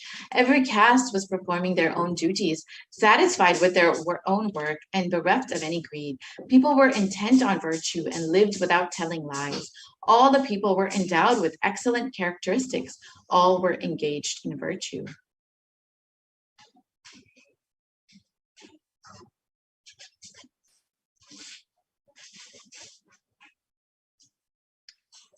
So you can see that the description of the Ramarajya, the ancient Hindu nations, was beautiful, and everyone was fulfilled. Here you can see the description of the Hastinapur kingdom ruled by Yudhishthira.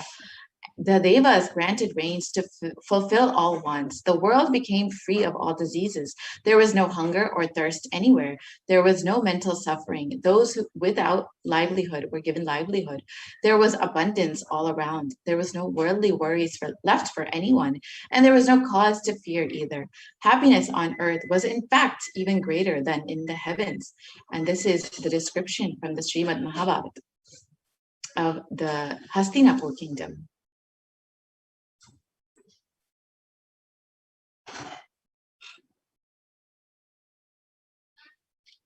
And the contribution of the Hindu nations was immense. The Hindu nations had and have so much to contribute to the world in every field, including enlightenment, health, medicine, art, science, technology, aviation, dance, and music, clothes and jewelry, social system, judicial system, political systems, and legal systems.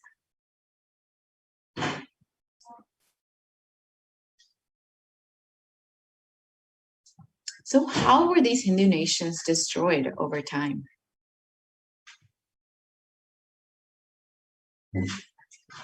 The phase one was the Islamic invasions from the 1800s to from 1800 AD to 1700 AD, which was the physical destruction of the Hindu civilization.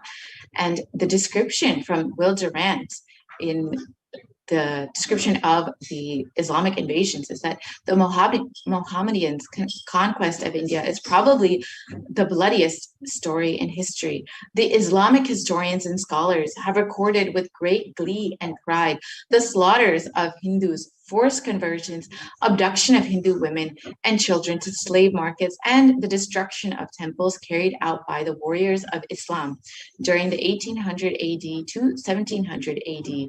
And millions of Hindus were converted to Islam by sword during this period. Millions more were raped and murdered and dismembered.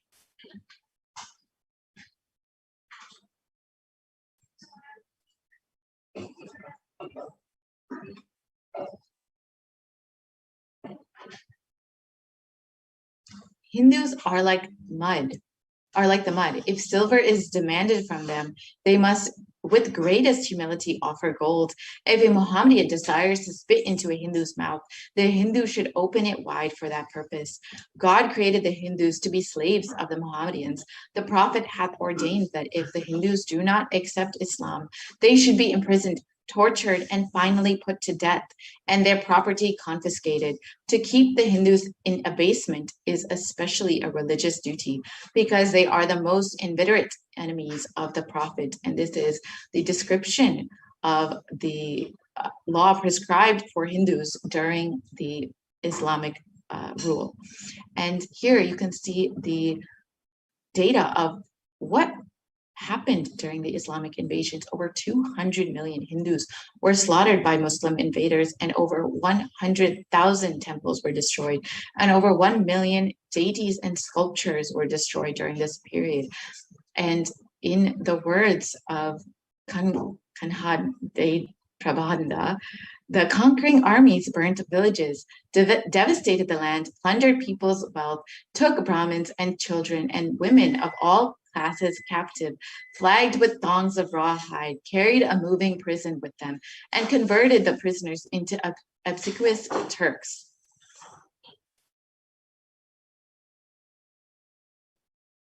And the phase two was the British occupation, which was from the 1700s to 1947 AD. And this was the economic and psychological destruction of the Hindu civilization. And in the words, again, of Will Durant, a historian of the Indian civilization, I have seen a great people starving to death before my eyes. I'm convinced that this exhaustion and starvation are due not, as their beneficiaries claim, to overpopulation and superstition, but to the most sordid and criminal exploitation of one nation by another in all recorded history.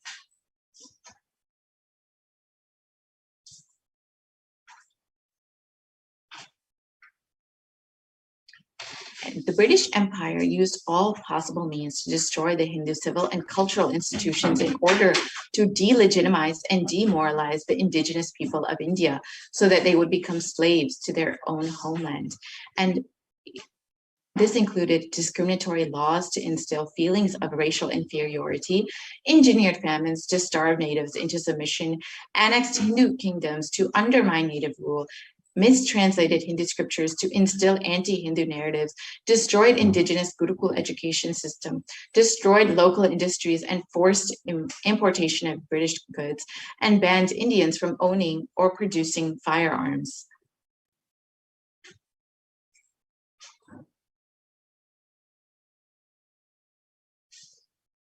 And during the British occupation, over $45 trillion were looted from India over the course of 200 years, and 45 million Hindus died due to famine and poverty imposed by the British policies and reprisal killings of 1857 mutiny, and over 680 native kingdoms were usurped by the British Raj.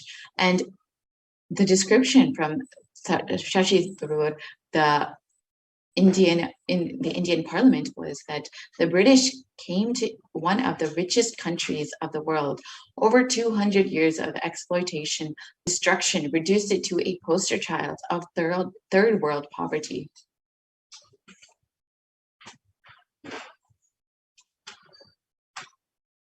And the phase 3 was after independence from 1947 to present, which was when India became a secular country. And the description is this: brown faces with British attitudes and policies towards Hindus. And the description from Nehru, which was that what a disgusting savage people we are, politics, progress, socialism, communism, science, where are they before this black religious savagery? India can never be a Hindu republic.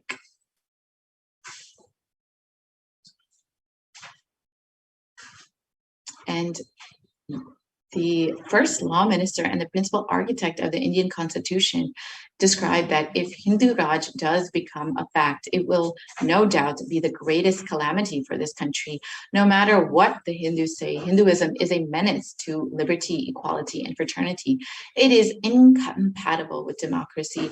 Hindu Raj must be prevented at any cost. And these are the descriptions from the first leaders of the independent India after colonization.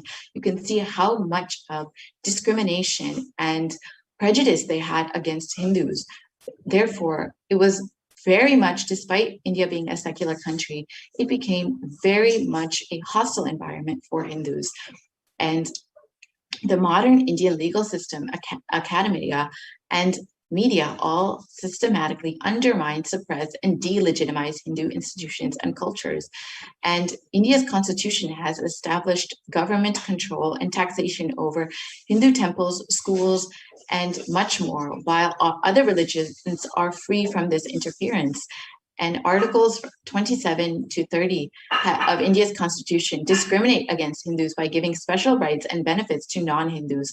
And this includes government benefits, scholarships, and much more. And Hindu kingdoms and self-governance was completely abolished during this time, and anti-superstition laws were passed to criminalize Hindu practices. And the mainstream Indian academics describe Hindus as sexist, racist, backwards, and oppressors. And the negative media portrayals of Hindus in Bollywood and TV are very prominent in today's culture. And you can see how every aspect of society has been created to be anti-Hindu, to drive the agenda of this anti-Hindu agenda. And you can see that the media narratives were used to stereotype and demoralize Hindus. And in Bollywood and other mainstream media outlets consistently portrayed Hindu gods and gurus as cartoonish, dishonest, corrupt, sex fiends, and in a manner similar to the British imperial propaganda. And this media narrative was used to shape the human consciousness further and further the political agenda. and racist British colonial stereotypes portrayed Hindus as superstitious, backwards, dishonest, corrupt, and were perpetrated by their British brown successors in modern India, completely unabated.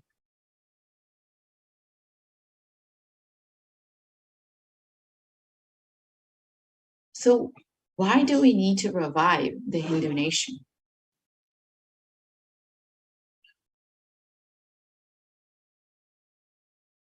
Let us look at the vision for the Hindu civilization given by the Supreme Pontiff of Hinduism himself, Jagadguru Mahasannidhanam, His Divine Holiness Bhagavan Nithyananda Paramashivam. During the time of 56 deshas, countries, 200 states, 1,700 samsthanas, 10,000 sampradayas. In all 56, we Hindus are persecuted. Now we have lost all of the 56. The last one to fall was Nepal. I am the collective voice of all the persecuted Hindus. I will revive and rebuild a Hindu nation built on the Vedagamic principles as a refuge for all practicing and aspiring Hindus, a safe haven for all the persecuted Hindus.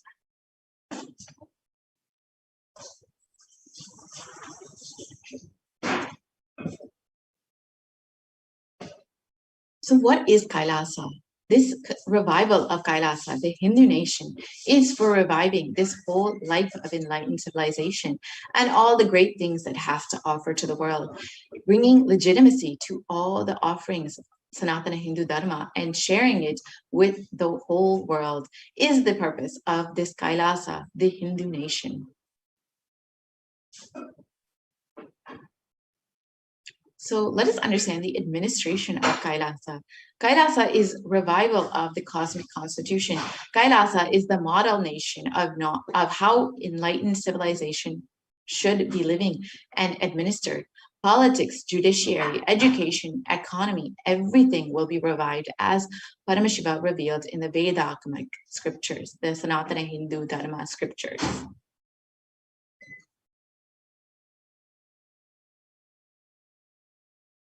Being one of the most persecuted civilizations, Hinduism is on the brink of the next generation may know about Hinduism only through history books. What can we do to stand up for Hindu civilization and all that it has to offer to the world?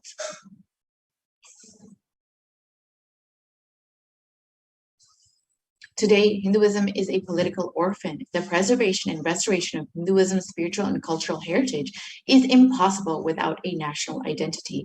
Unfortunately, this is no longer, we do not have the 56 deshas that we once had. Only Kailasa is the only Hindu nation that we have. So let us reclaim our Hindu identity.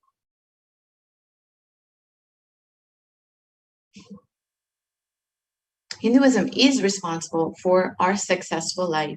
If you are happy, healthy, wealthy, rich, successful, respectable, have a stable family life, have the best mental health, Hinduism is responsible.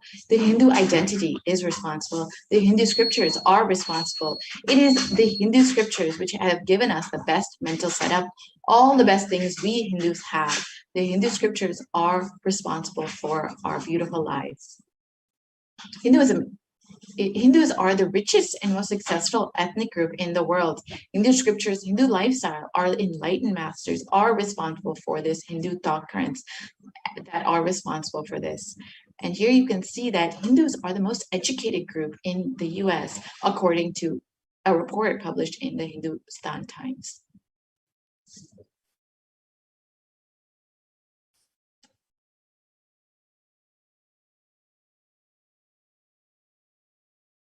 So let us reclaim our Hindu identity. It is not just anti-Hindu elements being active, but it is the responsible Hindus being inactive that is responsible for this whole destruction of Hinduism. Let us now take responsibility for Hinduism and let all the Hindus all over the world reclaim our Hindu identity.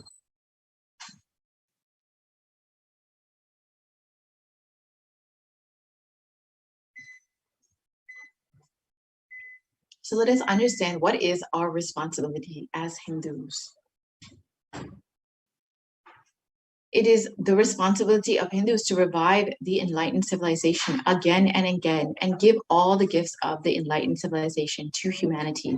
The revival of the enlightened civilization, the Kailasa, the Hindu nation, is the survival need of the humanity.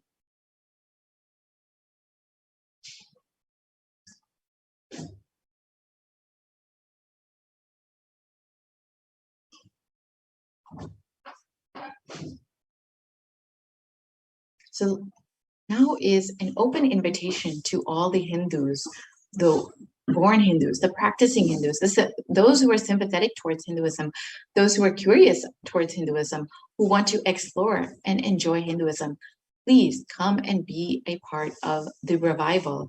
You can sign up to be an e-citizen of Kailasa at kailasa.org and avail all of the benefits that Hinduism has to offer to the world.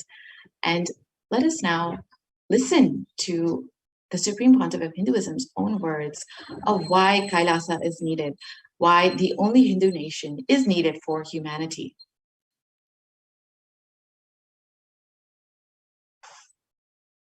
Contribution. Hinduism, Veda Agamas have great things to contribute to the world.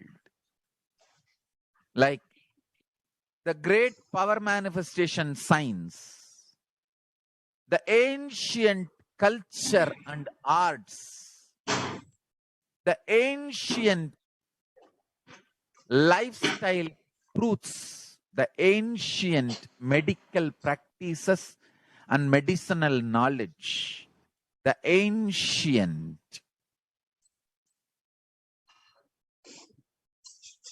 indigenous cultural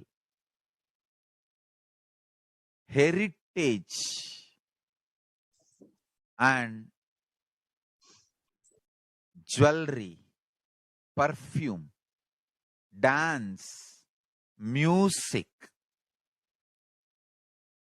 In every level, Hinduism has so much to contribute. Veda Agamic traditions have so much to contribute.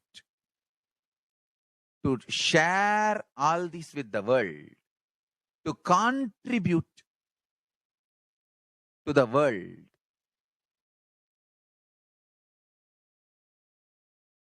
Hindus need to tell the world what they are contributing in every level. The brand of Hinduism itself is enriching and empowering and enlightening. Hinduism is all about enlightening the world. Empowering, enlightening, enriching the world. Contributing.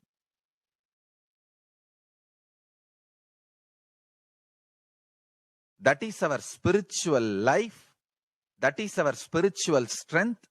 That is our spiritual core principle.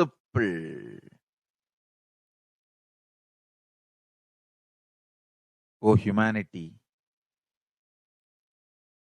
I request you with folded hands, some one corner of the world, if you just give me few hundred acres, I will keep this whole science alive.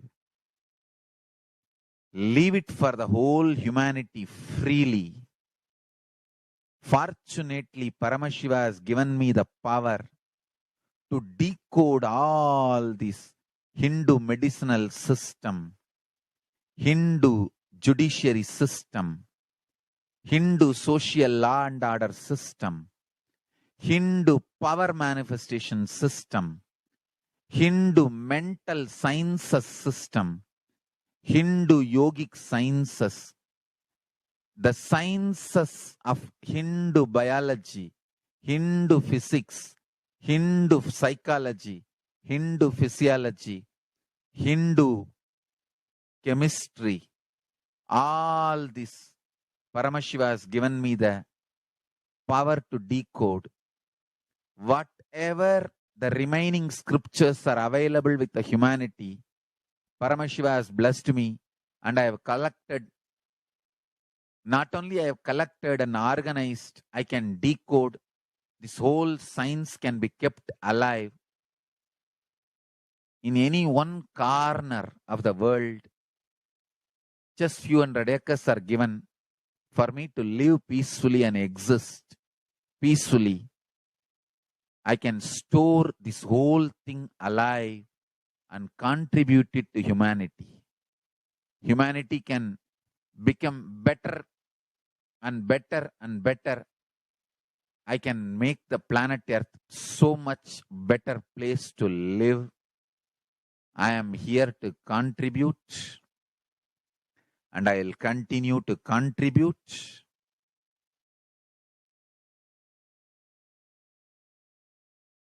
As long as I am allowed to live, I will contribute. I have collected all the remaining available scriptures, maybe 2 crore books. 2 crore means 20 million, I think, books on Hindu physics, Hindu chemistry, Hindu biology, Hindu physiology, Hindu psychology, Hindu law and order, Hindu social system, the power manifestation sciences of Hinduism, yogic sciences of Hinduism. I have collected, and Paramashiva has given me the blessings and power to decode. I have decoded and continuing to decode them.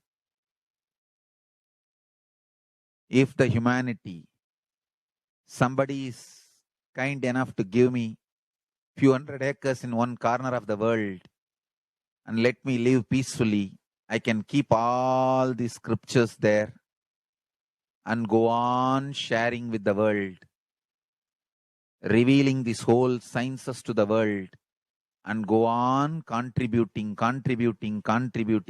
I don't need anything other than 1 cup of curd rice every day. That's all. A cup of curd rice per day over. I can go on be giving this to the world. I can add to the world. I can make the world a better place to live. That's all I have to say.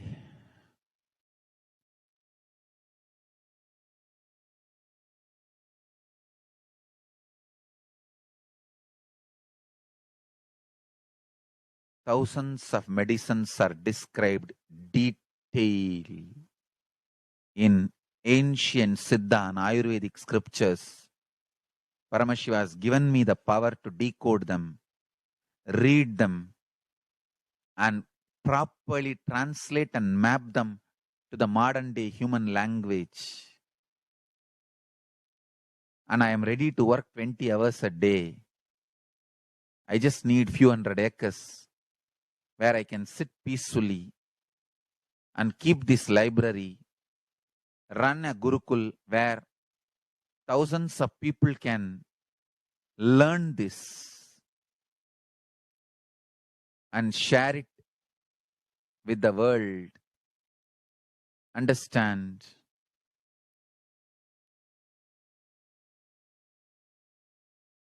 I am only interested in contributing.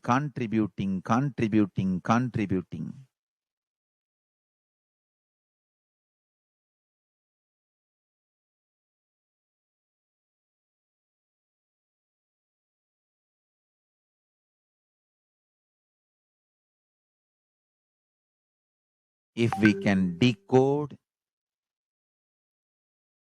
all this great knowledge, whole world can prosper from this knowledge. Whole world can enjoy from this knowledge.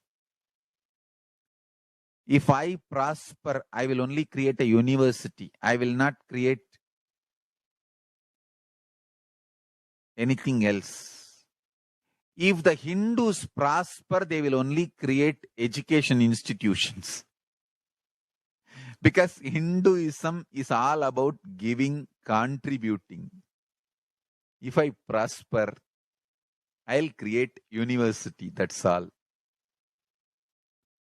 Kailasa is all about university to decode the ancient sciences and share with the world. Understand? Every day I am sitting and going on decoding, writing notes on my books and writing details on my books. Whether it is making human beings manifest powers, and I have also now started downloading and decoding the science of making animals manifest powers.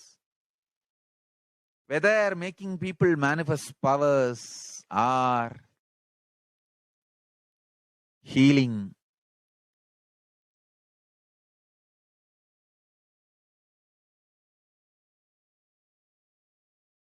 in every level, life is all about contribution, contribution, contribution.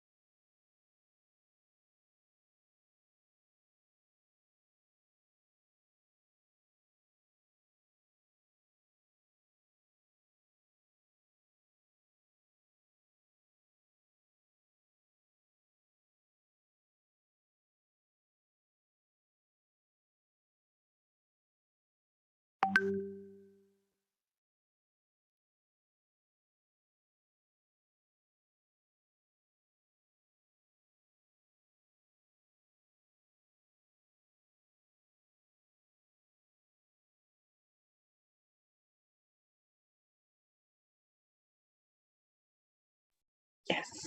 So now that we have understood from the Supreme Pontiff of Hinduism himself what is a need for our Hindu nation and why we need Kailasa, we will now be concluding this segment and be entering into the next segment where we will understand some of the offerings that we can make to Devi Parashakti and how we can connect with Devi Parashakti through these various offerings. We will be right back after a very short break.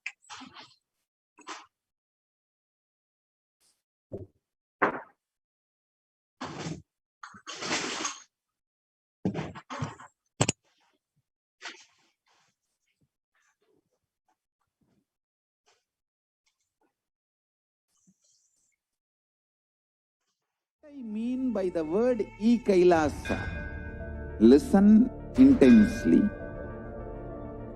Enlightenment ecosystem, literally enlightenment itself, in your own home, wherever you are. If you cannot come to Kailasa, it's okay. Kailasa can come to you. Kailasa coming to you is e-Kailasa.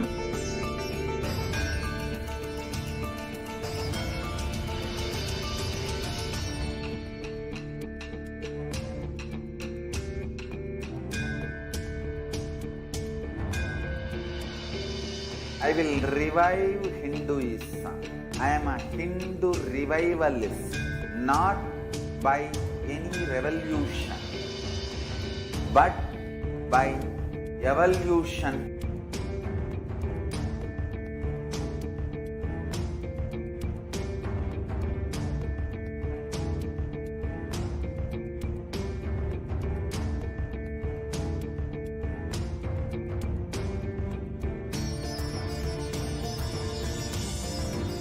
And setting model communities.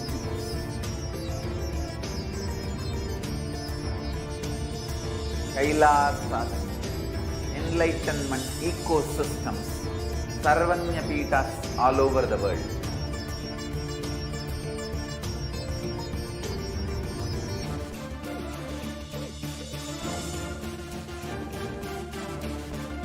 All powerful cognition, knowledge, only when you live power manifestation and possibilities manifestation happen.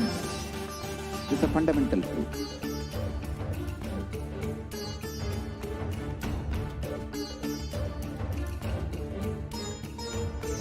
Hinduism cannot live exclusively as one sampradaya. No.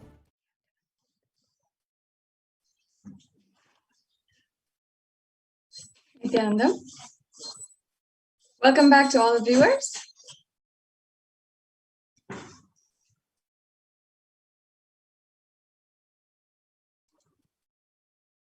Now we'll be entering into the next segment of today's program, the offerings that each and every one of you can make that are made available from Kailasa, from the Nithyanandeshwara Paramashiva Devalaya, so that you can experience the ultimate oneness experience with Devi Parashakti.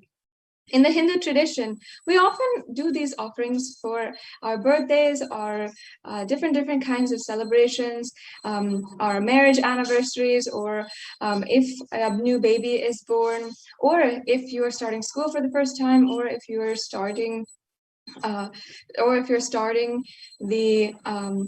starting school for the first time, or if you're starting a new business endeavor or anything like that. We often invite God into our lives. We offer our respect, our gratitude for having guided us, protected us, and ensured the most auspiciousness happens in our lives thus far, and we request their guidance further in our lives. And you can really see that an offering is the giving of a divine gift of pure love, devotion, and oneness, and it consists of two parts, giving and accepting. And only when the divine accepts what one offers, the offering becomes complete. Offering is not made out of any fear or greed. As I was saying, it is a beautiful tradition, custom, where we're literally living with God. We enjoy their presence in their lives. We enjoy the presence of God. We enjoy that they are in our lives. We love to invite them continuously, no matter if it is our birthday or for our even if we are buying a new car or a new device or new something, we always are asking the blessings of God. And we always request God to be in our lives. And that is beautifully what the Supreme Pontiff of Hinduism is revived as the science of living enlightenment, literally practicing the presence of God in our lives. And any offering that you make is a beautiful way that you can have and experience enlightenment. You can experience the ultimate experience of oneness. Now, before we are entering into the next segment of today's program, let us first invoke the presence of Devi Parashakti, Manonmani, who is the beautiful form of Devi Parashakti sitting on the lap of Paramashiva. Yes, I'll just be chanting this Dhyana Shloka. Deeply sit and imbibe the sacred vibrations that I'm chanting in Sanskrit, the sacred mantras. This literally, even if you don't know the meaning, can literally conjure, can literally invoke the presence of Devi Parashakti amongst us now. So deeply, let us pray as we chant the Dhyana Shloka. Om Indunivabeda Karavahni Nayanam Syat Pankajavaravaya Japakshasarayuktam Angahimabhushana Vichitravasanam Syat Tungamukatojvala Manonmani Swarupam. And the English translation.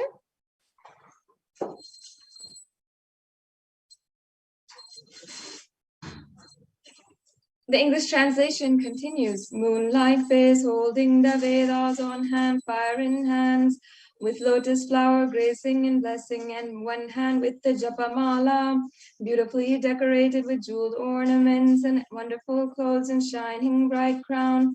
Her name is Manonmani.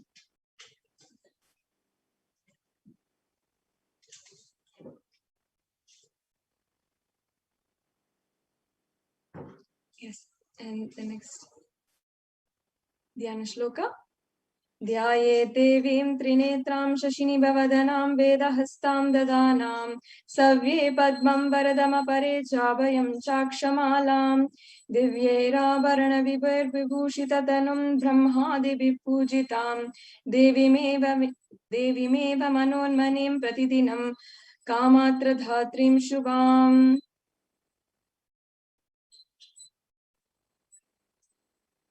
And that English translation. I meditate on Devi with 3 eyes glowing like the moon and holding the Vedas, lotus embracing with blessing and gracing hands. She is wearing beautiful ornaments and she is worshipped by Brahma and other many gods and showers auspicious boons for all actions every day.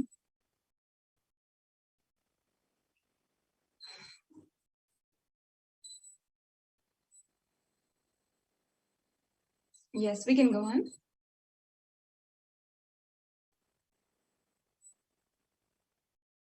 So now, before we enter, having thus invoked the divine presence of Devi Parashakti right now with these chants, let us now understand, before we enter into the exquisite array of offerings that we have for each and every one of you to do today, we can enter into the segments by understanding the significance of the divine element gold. And many of these offerings, as you will see, are in gold. They are offerings of gold jewelry. And you will see that even many of these divine offerings have Western equivalents, if we can say. It's not, and Western society has taken these jewelries, these ornaments, and implemented them in that society. But the significance, the higher context, the spiritual and sacred powers are all actually not lost and not known to the world. That is what the Supreme Council of Hinduism is emphasizing in reviving, bringing back the sacredness of each and every one of these offerings.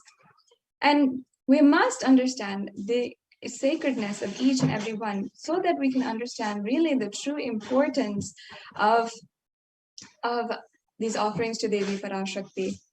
And many of you know and can experience or can relate with, understanding the value of gold.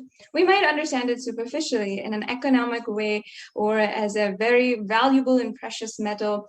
And we often give it as a gift when we are on Mother's Day, Father's Day, or on birthdays or weddings.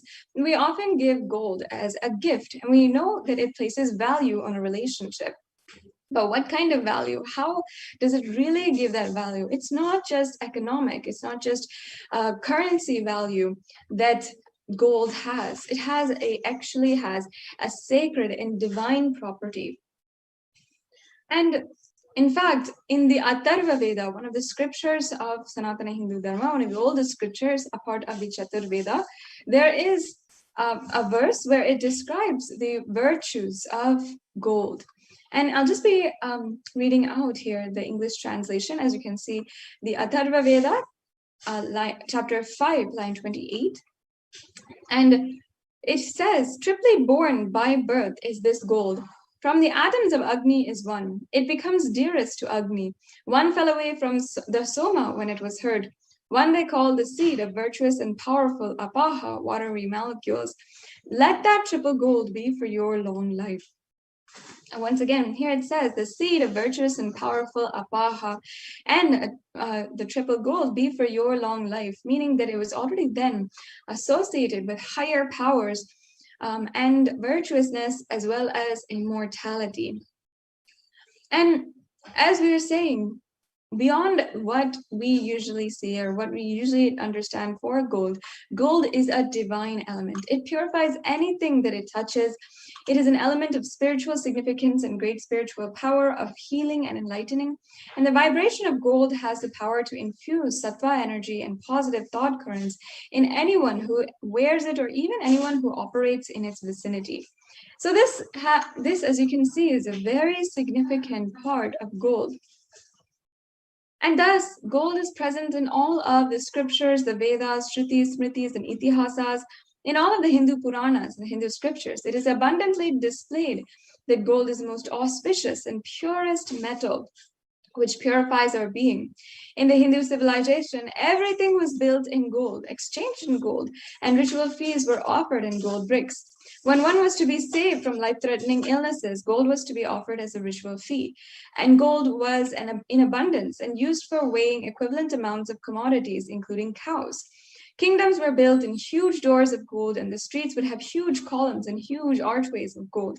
And even the elephants, horses, cows, all the different animals, all the sentient beings who lived in coexistence in the society were all dressed and adorned in gold and literally worshipped as God.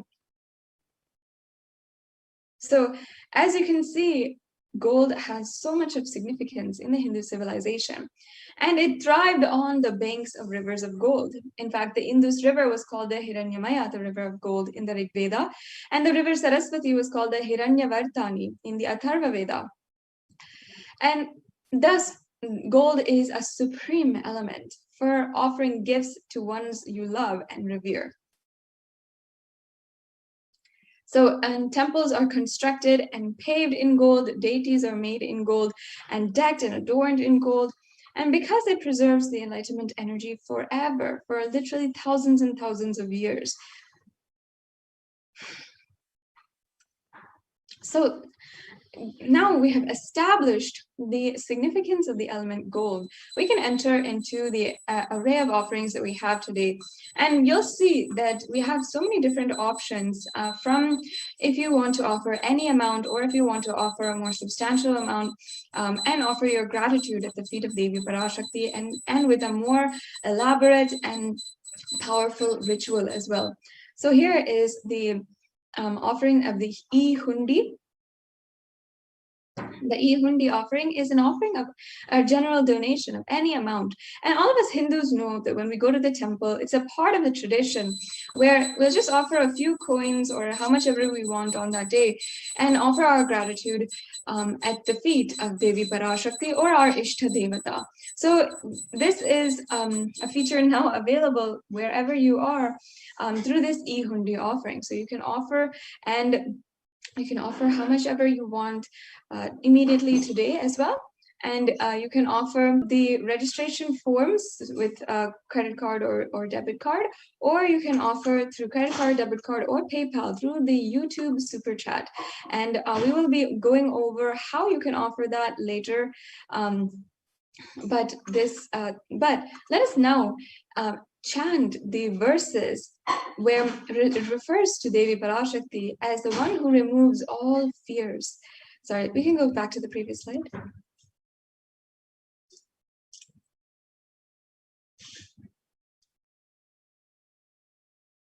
Yes, so I'll just be chanting the verse. Can we go back to the previous slide, ma'am?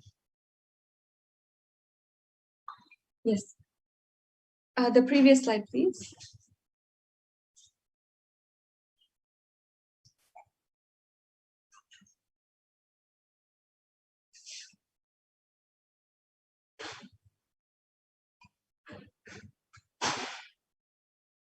And the slide before that.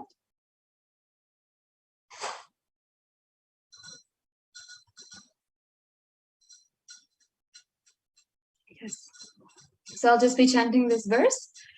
Bhakti Priya Bhakti Ghamya Bhakti Vashya Bhayapaha Shambhavi Sharadaradhya Sharvani Sharmadayini. Devi is fond of true devotion and is realized through true devotion. She can be won over through true devotion, and she removes all fear. Yes. So as you can see, if you have any fear in your life, you can be sure to offer your fears. You can offer everything, and Devi is going to remove that just through this very simple offering today. So you can just drop all your fears, surrender at the feet of Devi Parashakti, and you'll be able to surrender ultimately and experience oneness with Devi Parashakti. In fact, it is stated that Devi likes to be worshipped in autumn. And here it is not meant the autumn of our lives, but when it is not meant like the seasonal autumn, but the autumn of our lives when thoughts turn more and more inwards. The role of the divine is known and understood clearly. The need for Devi worship becomes stronger. So as you can see, we have a breakdown here. The Shambhavi is actually the consort of Lord Shambhu. Sharadharadhya means the worship of Sharadha. Sharvani means the wife of Lord Shiva. And the Linga Purana says that Lord Shiva is called Sharva in his earth form. And Charmadaini, Devi who bestows happiness on his devotees. So you can offer this offering today. It's a very easy offering as well.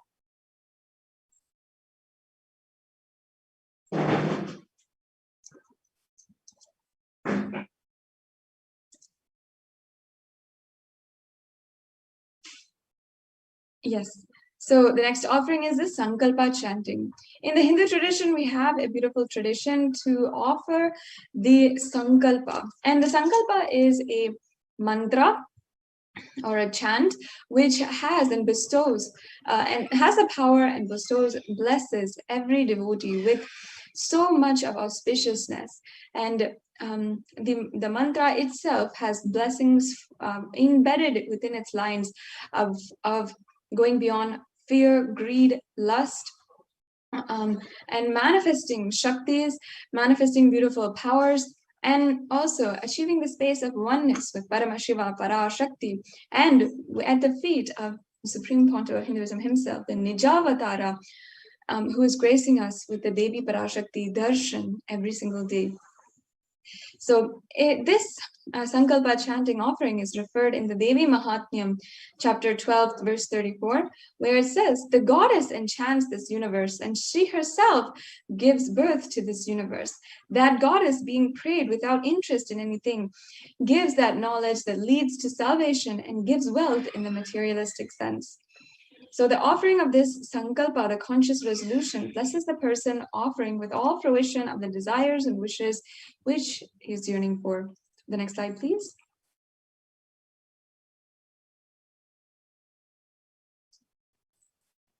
The next offering is the Swarna Kasu, the Sahasranama Swarna Kasu.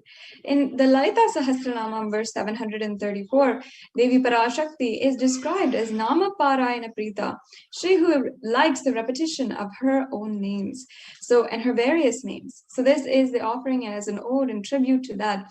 We're offering the 1008 names of Devi Parashakti, and it's actually a very special offering because we are offering this archana to the Mahameru of Devi Parashakti. You can offer the gold coin inscribed with each of these 1008 names and receive the blessings to have the Ananta Kalyana Gunas, all the divine qualities of Devi Parashakti. So if you'd like to go ahead and proceed with any of these offerings, you can go to tiny.cc/Devi-offerings. If you want a little bit of help and you're not sure how to make the payment, then you can stay tuned and we will be going through how you can pay in just a few minutes. We'll now proceed with the next offering. This offering is the Mukta Anguti, the pearl ring. And I'll just chant the verse here. Muktaharanala Satkiritaruchiram Purnendu Vaktra Prabham Shinjannu Purikinkini Manidaram Padma Prabhavasuram Sarvabeta Palapradam Girisutam Vani Rama Sevitam Meenakshim Pranatosmi Santatamaham Karunyavaram Nidim. And the English translation says, I bow down to the goddess Meenakshi, whose crown has garlands of pearls and face shining like the full moon, who wears anklets that are studded with gemstones and has small bells, who is shining like the splendor of a lotus, who grants all wishes, the daughter of the mountain, and who is worshipped by goddess Vani and Rama. I remain ever bowing to the goddess Meenakshi, the ocean of compassion.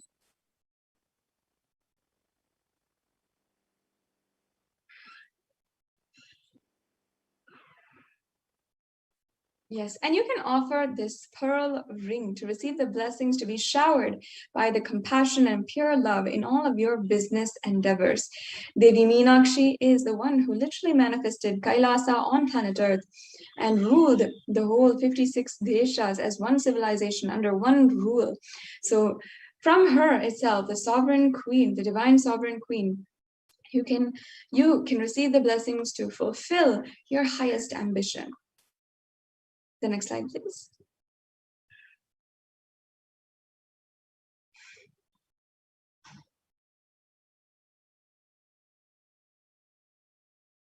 The next offering is the Swarna Padma Pushpa, the golden lotus. And in fact, in the Kamika Agama, the golden lotus has a reference, and it says here that all the kalasas should be wound around with suitable thread and covered with new cloth. They should be adorned with the lotus flower made of gold.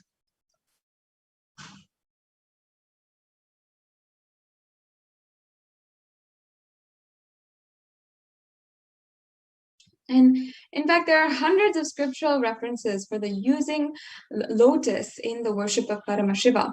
And not just the worship, but also in the arts and architecture, everything has something to do with the lotus. And even the representatives, even all the chakras are represented as lotus. So in fact, the Shakti of Paramashiva is also called the lotus.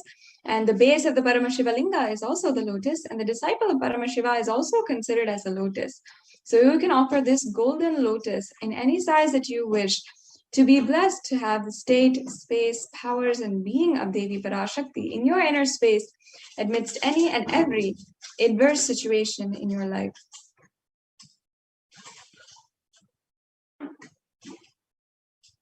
Yes, and the next offering is the Swarnameti, the golden toe ring. The toe ring is actually a very sacred, a very ancient Hindu custom, which is adorned on the feet of married women upon their marriage. And upon their marriage, they are literally given this toe ring with a ritualistic ceremony. And in that way, they are worshipped as Devi Parashakti. And in that ceremony, they are literally invoked as Devi Parashakti. And that is why they're given this gold, they're given this ornament. So I'll just be chanting that very verse that references Devi Parashakti as the one who liberates all karmas just from her feet. So we'll say Nakhadiditi samchana namajjana tamod guna Padadvaya Prabhajala Parakruta Saroruham, you whose brightness from toenails destroys the darkness of ignorance from the minds of your devotees who prostrate at your feet, you whose brightness from your 2 feet overpowers that of the lotus flower. The next slide, please. The next offering is, So yes, you can offer the toe ring to Devi Parashakti, adorning her sacred feet to be in constant gratitude for receiving her blessings, even in the most difficult aspects of life.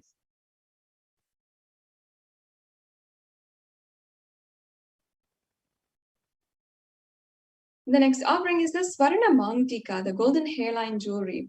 And this is another offering which is a traditional piece of jewelry. And in fact, this Mangtika goes from the crown of the head to the forehead, and sometimes it spans the entire head as well. And this is referred in the sacred scriptures where Devi Parashakti is described as Shuddha Sarabhi Varshini, meaning she who makes the nectar flow in all of our nerves from the Sahasrara, she who gives the very pleasant experience of the enlightenment. The Mangtika represents the nectar flowing from the Sahasrara chakra, which is fully opened. The Sahasrara chakra is the chakra at the crown center. And literally when that lotus is in bloom, and when that lotus is fully ripe and blooming, the nectar which is flowing from it is described as represented by the Mangtika. So you can offer the Mangtika to Devi Parashakti and receive the blessings of achieving the blissful state of overflowing gratitude and the space of complete completion. The next slide, please.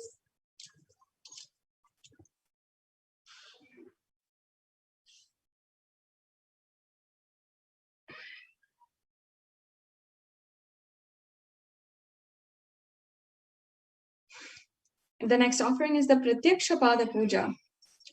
And I'll just be chanting once again this verse where it sings the praise of the very feet which can liberate us from all types of darkness. Nakadiditi samchana namajjana tamoguna padadvaya prabhajala parakrita saroruha. The illumining splendor of Devi's toenails dispels the dark. The devotees prostrating at her feet defeat the lotus and beauty. Now, in Shlokam number 83 of the Saundarya Lahari, which states that the nails that have been sharpened by constantly being touched by the crowns of celestial beings who always prostrate before Devi. Tamoguna here is darkness, and in this stotram, tamas is indicative of ignorance in the minds of devotees. By constantly prostrating before Devi, their ignorance is removed and they attain ultimate knowledge. Offering the Pratyakshapada Puja is the most precious offering that you can offer at the feet of the Supreme Pontiff of Hinduism and Devi Parashakti. You will be able to manifest whatever you want in your life through this offering. The next offering is the Vastra Seva. Again, this offering is at the feet of the Supreme Pontiff of Hinduism, which offers you any kind of protection that you want and gives you the assurance of the protection of the divine. The next slide, please.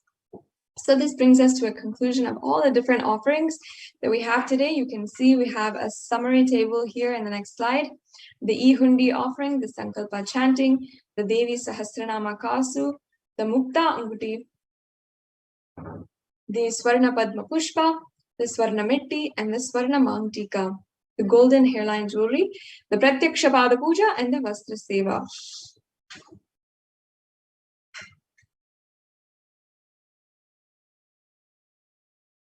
So today, you might be falling under two options here, or might be falling under two categories. One is if you are ready to offer and you're feeling inspired, you want to have this beautiful experience of oneness with Devi Parashakti and deepen your experiences with Devi Parashakti, you can go ahead and go to tiny.cc/Devi-offerings and you can offer these offerings.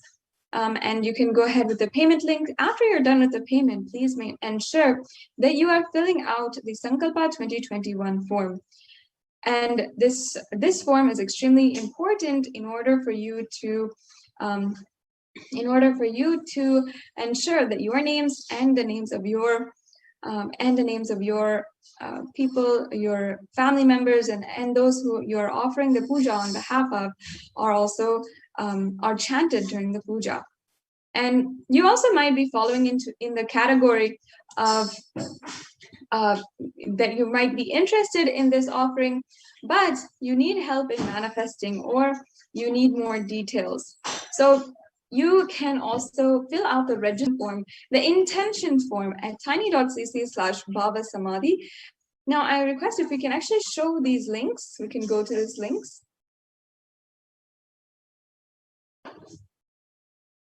We can go to the tiny.cc/Devi-offerings link. And we'll be able to just show these links.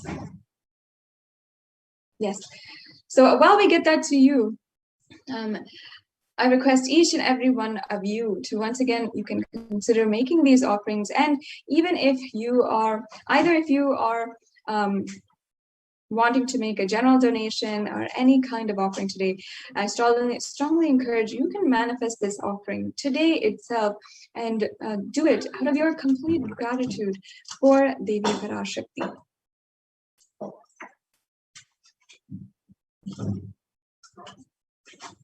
So we'll just be getting those links right to you. And we'll be able to show all the links, how to make the payment. It's a very easy process. You'll just need to go to the link provided. You can select in the drop-down menu the offering that you'd like to make, then proceed to checkout. Then you can add that to your cart, then to proceed to the checkout once you are reviewed all the items in your cart. then fill out your payment details, and that's it. That's a very simple process that we have. And there's also another option where you can also donate through the YouTube Super Chat. YouTube Super Chat is another feature where if you are a member of our YouTube channel, Kailasa's HDH Nithyananda YouTube channel, you can become a member, and then you can click the $sign in the right hand side below the chat and make a donation through the super chat option or the super sticker option. So this brings us to a conclusion of today's segment, in today's program. We'll now be entering into the next segments, where we'll understand from the representatives and administrators of the Adi Kailasa Nithyananda Peetham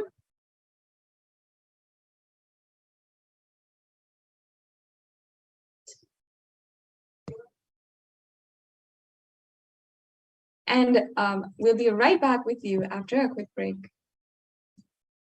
What I mean by the word e-Kailasa, listen intensely.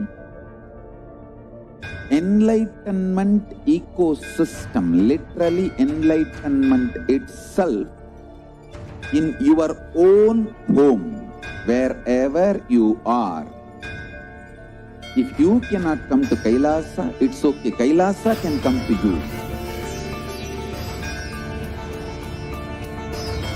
Kailasa coming to you is e-Kailasa.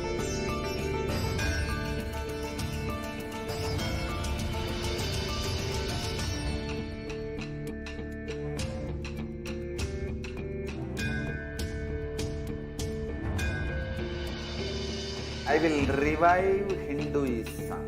I am a Hindu revivalist, not by any revolution, but by evolution.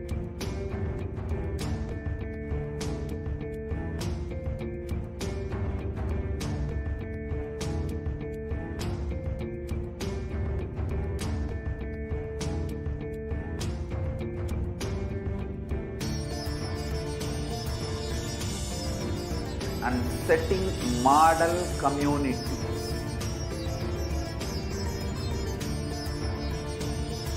Kailasas, enlightenment ecosystems, Sarvanya Peethas all over the world.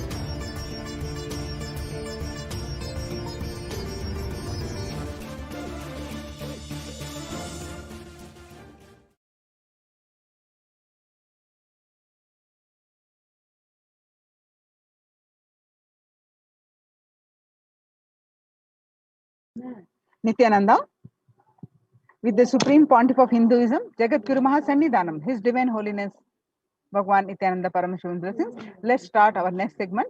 Welcome back. Kailasa's Department of Enlightened Civilization presents that Kailasa's multi-layered quarantine opportunity for India during the COVID-19 as a practical solution resulting in health, joy, and bliss. So let's understand more details.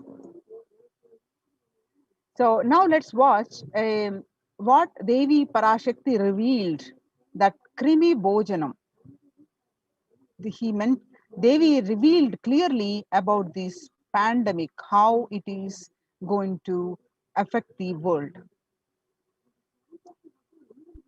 நீ சொல்லும் நபர்கள் போடும் சண்டை சச்சரவெல்லாம் எரியும் பெருநெருப்பில் இருக்கும் இரண்டு எலிகள் போடும் சண்டை போன்றது. யார் சரி யார் தவறு என்பது இப்பொழுது முக்கியம் அல்ல. உயிர் காத்துக் கொள்ளுங்கள், எல்லோரும் நன்றாய் புரிந்து கொள்ளுங்கள்.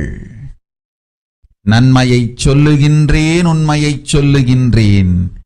இந்திய நாட்டில் இருக்கும் மக்கள் எல்லோரும் கேளுங்கள். கருட புராணத்தில் வியாசன் சொன்ன கிருமி போஜனம் என்னும் நரகம் திறந்து நேரடியாய் இந்தியா மீது இடிபோல் விழுகின்றது. ஆதி கைலாசத்திற்கு ஓடிச் சென்று வரும் மட்டுமே ஒரே வழி. கொரோனா பெருந்தொற்று கொள்ளை நோய் கிருமி போஜனம் எனும் நரகத்தை பூமிக்கு கொண்டு வந்து விட்டது. அகோர தாண்டவத்தின் ஆட்டம் யாராலும் அடக்க முடியாத அளவிற்கு ஆரம்பித்து விட்டது. புதிதாய் உருக்கொண்டிருக்கும் இந்த நுண்ணுயிரி மைல்கள் கடந்தும் காற்றினில் உயிரோடு இருந்து மற்ற உயிர்களையும் அழித்து உடல்களை தின்னும் பெரும் வலிவு கொண்ட பேரசுரர்களாய் வலம் வர துவங்கி விடுகின்றது. நன்றாய் புரிந்து கொள்ளுங்கள். வருமுன் காத்துக் கொள்ளுங்கள். அது ஒன்றே வழி. அதற்காகவே ஆதி கைலாசத்தை திறந்து வைத்திருக்கின்றேன். உயிர் காத்துக் கொள்ள வேண்டி விரும்பும் எல்லோரும் ஓடுங்கள் ஆதி கைலாசத்திற்கு. இந்தியாவில்தான் இந்த நரகம் திறந்து உலகெங்கும் பரவப் போகின்றது. கிருமி போஜன நரகம் பூமிக்கு வந்துவிட்டது. மனிதர்கள் செய்த மகா கொடுமைகளினால். அன்னை முன்னின்று என் அடியவரை காப்பேன் சொல்வதை கேட்டு உயிர் காத்துக் கொள்ள விரும்புவோர் வருமுன் காப்பது ஒன்றே வழி என்று தெரிந்து செல்லுங்கள் ஆதி கையிலைக்கு. ஓம் ஓம் ஓம்.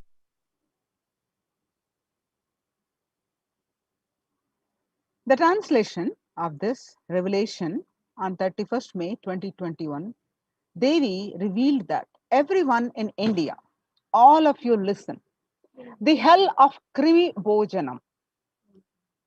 Krimi is the micro insect and Bojanam is the food. That was mentioned by Vyasa in Garuda Puranam. That has opened and is directly falling on India as a thunder,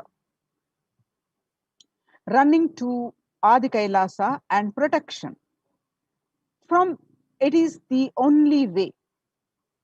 Deadly corona, life-taking disease has brought the hell known as Krimi Bojanam to earth.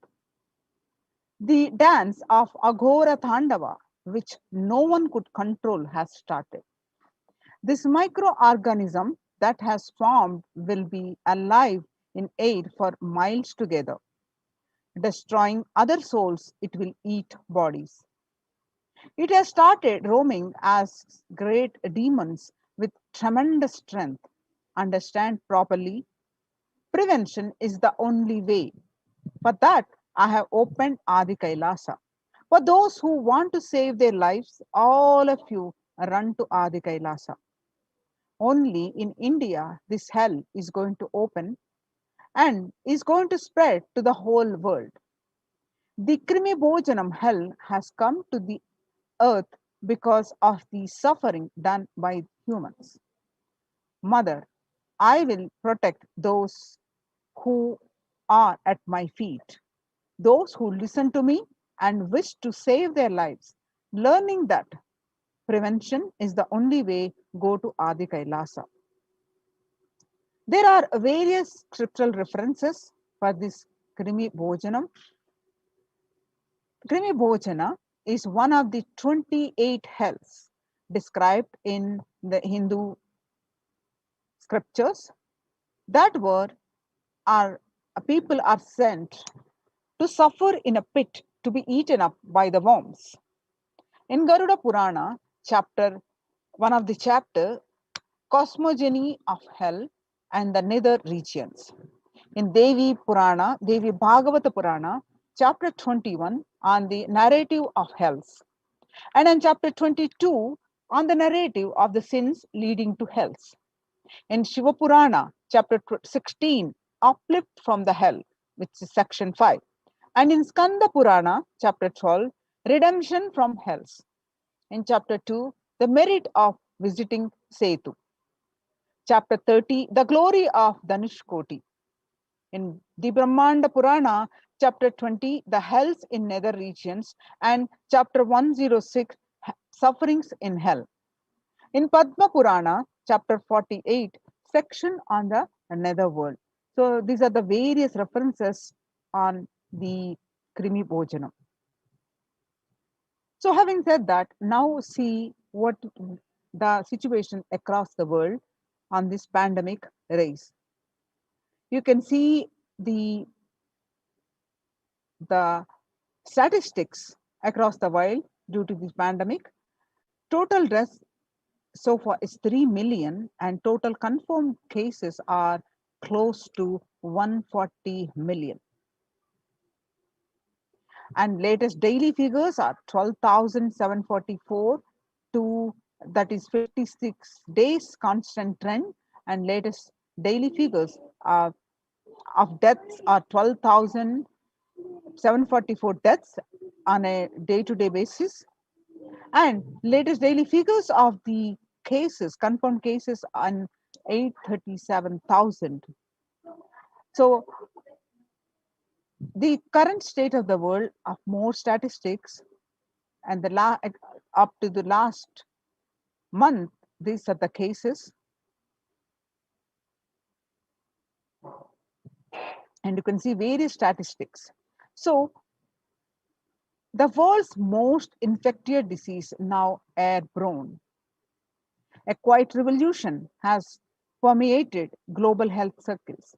Authorities have come to accept what many researchers have argued for over a year. The coronavirus can spread through the air. That new acceptance by the World Health Organization and the US Centers for Disease Control and Prevention comes with concrete implications. Scientists are calling for ventilation systems to be overhauled, like public water supplies were in the 1800s after fetid pipes were found to harbor cholera. The cleaner indoor air won't just fight the pandemic. It will minimize the risk of catching flu and other respiratory infections that cost the US more than 50 billion a year.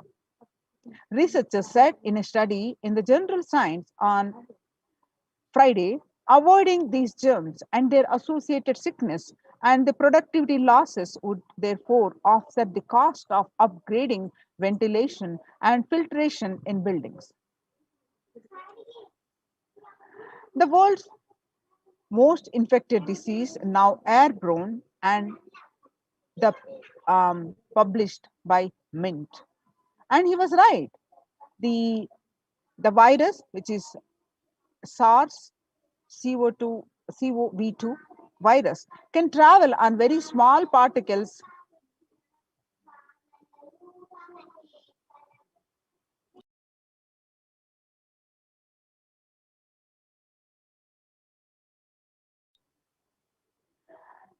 but can build up inside. Indoors, these particles can affect people who stay more than 6 feet away. And the hedgepatch of masks Americans have adopted may provide some COVID protection, but they do not render an unsafe situation safe. Through scientists have been discussing airborne transmission for months. It was only last week that the WHO, the World Health Organization, and CDE made this official. With the vaccine rollout still in its early days across the world, those officials should follow this belated admission with guidance that unvaccinated people can use to minimize their risk.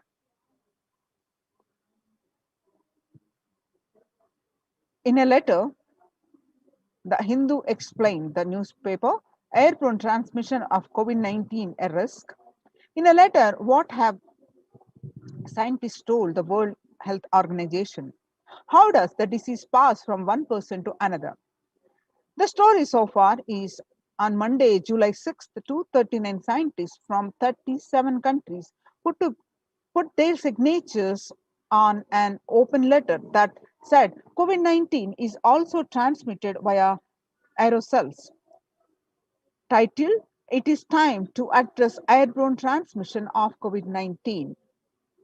An address to the World Health Organization, they said that there was enough evidence to show that viruses are released during exhalation, talking, and coughing as micro droplets small enough to remain aloft to and pose a risk of exposure at distances beyond 1 to 2 meters from someone who is infected. Over 3 to 6 feet recommended for physical distancing between people to avoid transmission.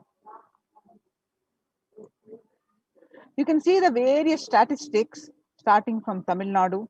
The confirmed cases are on a daily basis 10,072 and then active 9,099. Recovered are only 26. And the more statistics you can see in Tamil Nadu, and the Times of India published the statistics on the region, Chennai region, north, south, and zonal wise the regions, the cases,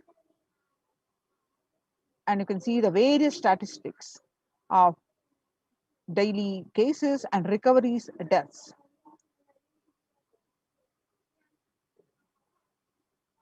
And in Maharashtra, the cases, confirmed cases are in lakhs, active are also in lakhs, and you can see the various statistics as of today. Current state of statistics in Maharashtra, Mumbai, and case summary in Mumbai, what it was in June 2nd, 3 lakh cases per day to 7 lakh cases, active cases per day.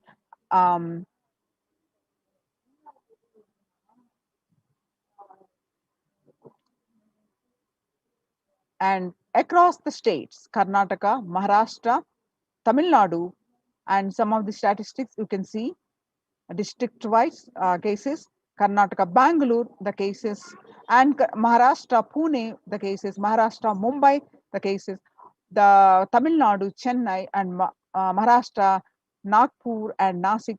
You can see the various statistics and the deaths. The home quarantine is not possible in India, a statement made by the Indian government. The home quarantine is the prime reason for large number of deaths in Assam. The Himanta Biswa Sharma said, Assam Chief Minister Himanta Biswa Sharma said that the home quarantine is one prime reason for the large number of deaths during the second wave of COVID-19 in Assam. The Assam on Monday witnessed 92 deaths, which were the highest single day deaths in the state. Sharma said that we have seen more death cases are happening from home isolation as several people do not keep oximeters and some do not read the counts in the meter properly.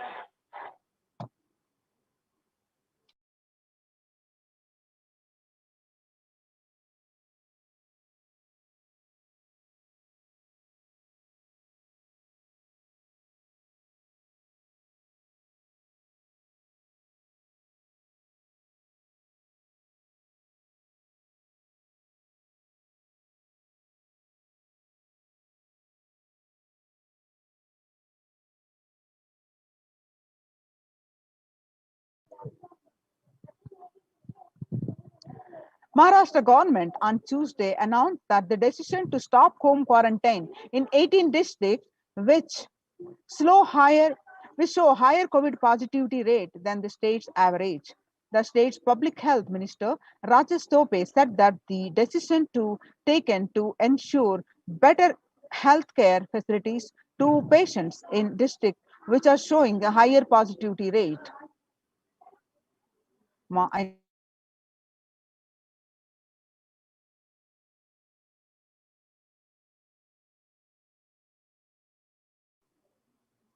About 41% of the homes have just a single room, which is shared by about 5 persons. About 41% of the households in India have just one room or don't have an exclusive living room, and about 5 people share such accommodations. About 32% of households have 2 rooms, and adding to the O's is the fact that only 47% households have access to the water within the premises, and 42% don't have a bathing facility within the premises. So that is the reason why on home quarantine is impossible for the majority of the Indians. The self-isolation for COVID-19 is impossible for 40% of the Indian families.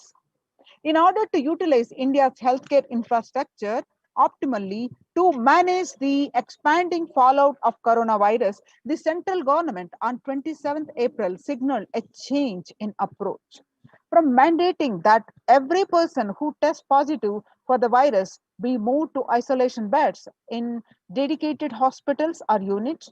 The government allowed home quarantine for those with mild symptoms. The key additional condition was that their house should allow for self-quarantine. That in India is easier said than done. According to the census 2011, about 42% Indian households were living in houses where an average 3 or more people were sharing a room. In the context of coronavirus, this challenge of physical distancing is greater in rural areas, that is 45% of the households, than in urban areas, 35% of the households. Only one state, Kerala, is looking relatively dignified on this metric. And all districts reporting at least 250 cases have anywhere between 34% to 54% households averaging 3 or more to a room.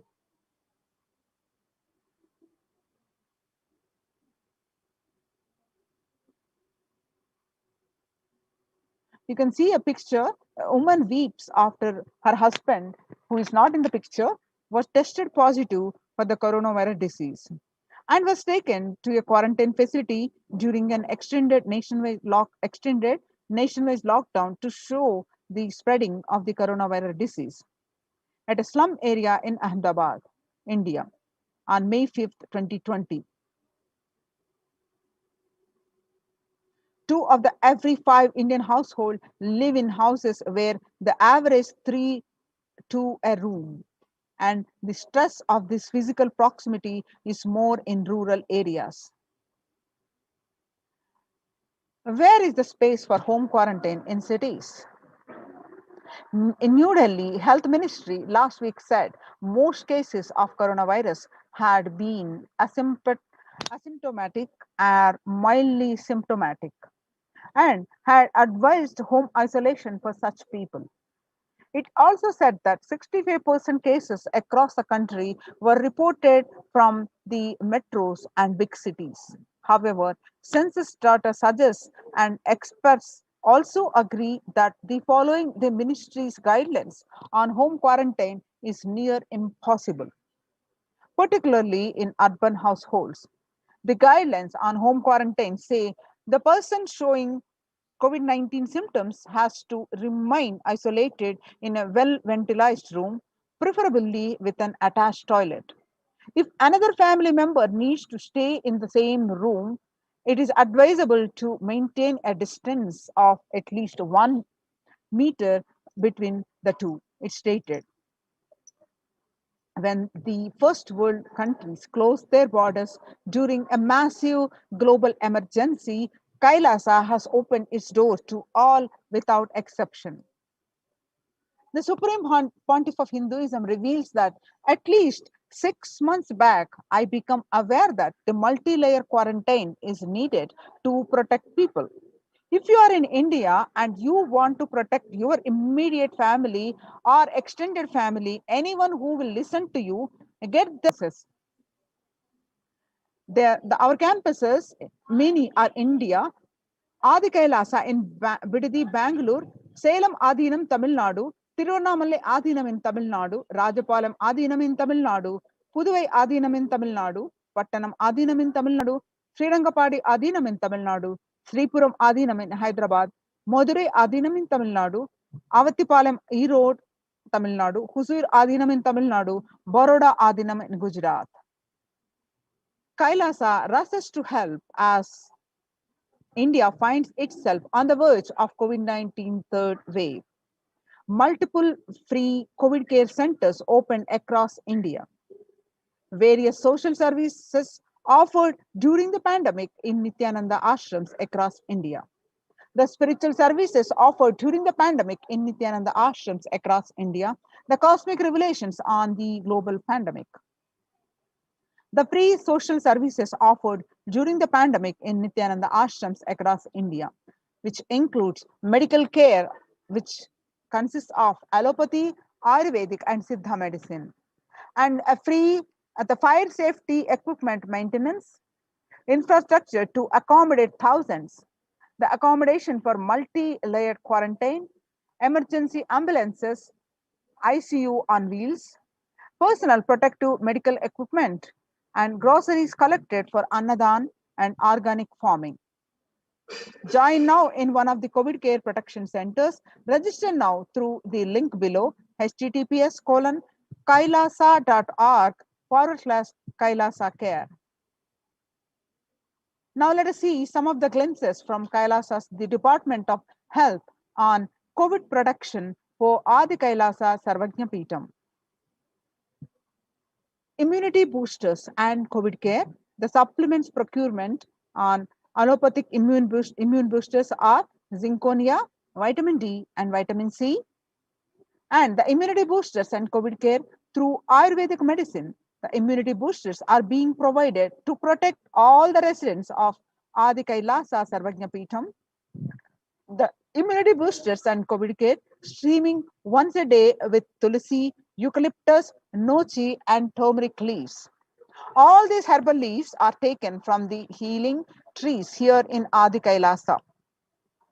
Twice a week, consumption of Kabasura Kundinir, a mixture of pepper, ginger, and clove, and other ingredients extensively aimed for boosting the lungs, improving the respiratory system, and treating infections conditions such as cough, cold, and fever.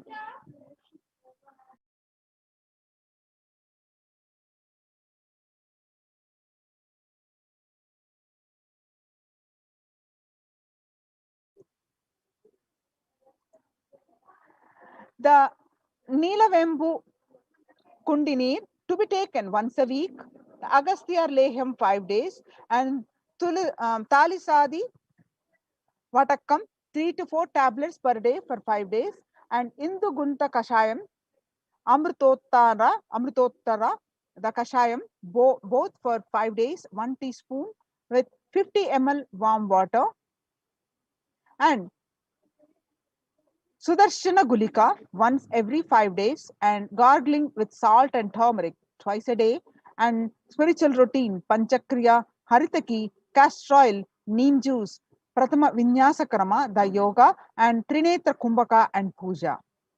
The basic sanitization and safety practices include disposal of soil pads and infected material and non-biodegradables done through incineration. The RO water systems for drinking water, the cleansing and sanitization of overhead tanks, regular deweeding, maintenance and repair of electrical circuits, and communication facilities for safety of the residents, and compost pit falling with biodegradables. The diagnosis COVID care quarantine methodology includes immediately upon arrival to the campus, occupants will be quarantined for 15 days. The swab test, the RT-PCR test to be done on day 5 of quarantine. All food handlers to be wearing masks and gloves and keeping distance. Disposal of waste food to be done with gloves and masks. Disposal of gloves and masks by the incineration, and in case of emergency, protective kits ready at hand to take a COVID positive potential to hospital. The hand washing and infection control, washing hands as often as possible, thoroughly with the soap and water or with alcohol-based hand sanitizer. Avoid sharing any items, that is example, dishes, drinking glasses, cups, eating utensils, towels, bedding, or other items with other residents in the Adhinam. The mask protection. Wear a mask at all times when and if exposed to vendors or outside people. Double layer cotton masks should be changed every day up to 24 hours and can be reused after washing with detergent and sun dried. If it gets wet by saliva, secretions, or sweat, change it or wear a dry mask.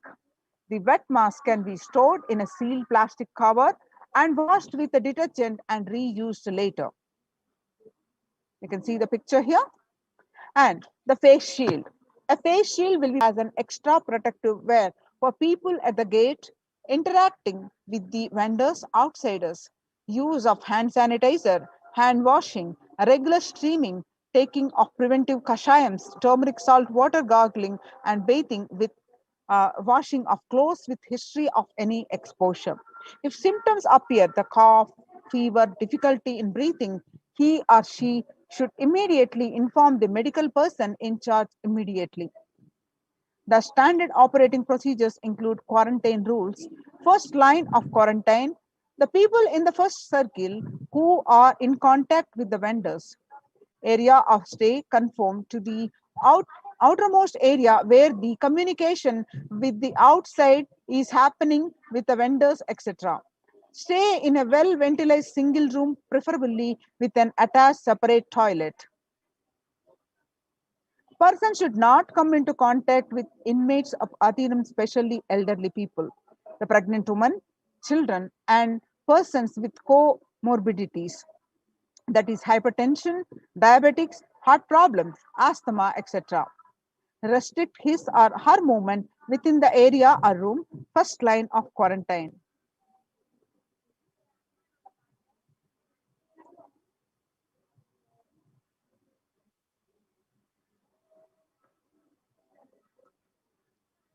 The standard operating procedures are delivery of packages.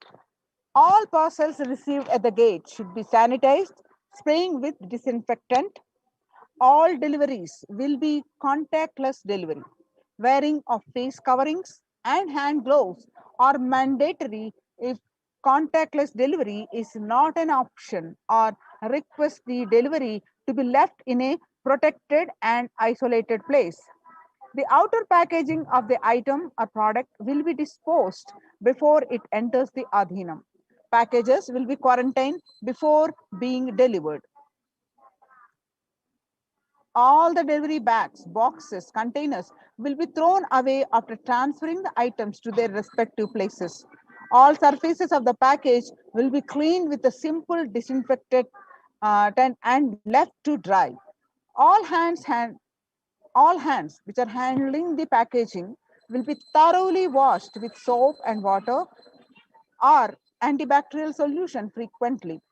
All mail and packaged products which are non-perishable will be left outside for 24 hours before using them. Disinfection, that sodium hypochlorite, the bleach or chloride, will be used 1 teaspoon of bleaching powder in 3 cups. Alcohol at 70 to 90% will also be used for surface disinfection. Clothes to be washed separately with detergent and dried. Sharing of items is strictly prohibited. This prevents the spread of the virus. The warning signs: if the fever continues for more than 5 days, fever returns to the second week after having been fever more than 101 Fahrenheit after day 4, and resting heart rate over 110 when there is no activity happening, breathlessness, tightness in the chest. Oxygen saturation less than 94% on pulse oximeter. Our 6-minute walk test record the saturation rate before and after walking briskly for 6 minutes. If the saturation falls by more than 3%, it is not favorable, and less than 94% is not good too. relentless cough, continuous coughing. You can see the pictures of in-campus ambulances. The ambulances pictures you can see. The second line, quarantine. The prevention is the best medicine.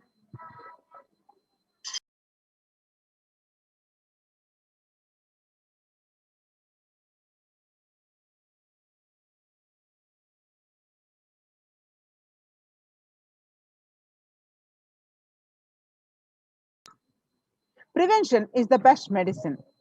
In the second line quarantine, people who come in as newly will be given a separate room with toilet facility. Under no circumstances will they exit the room.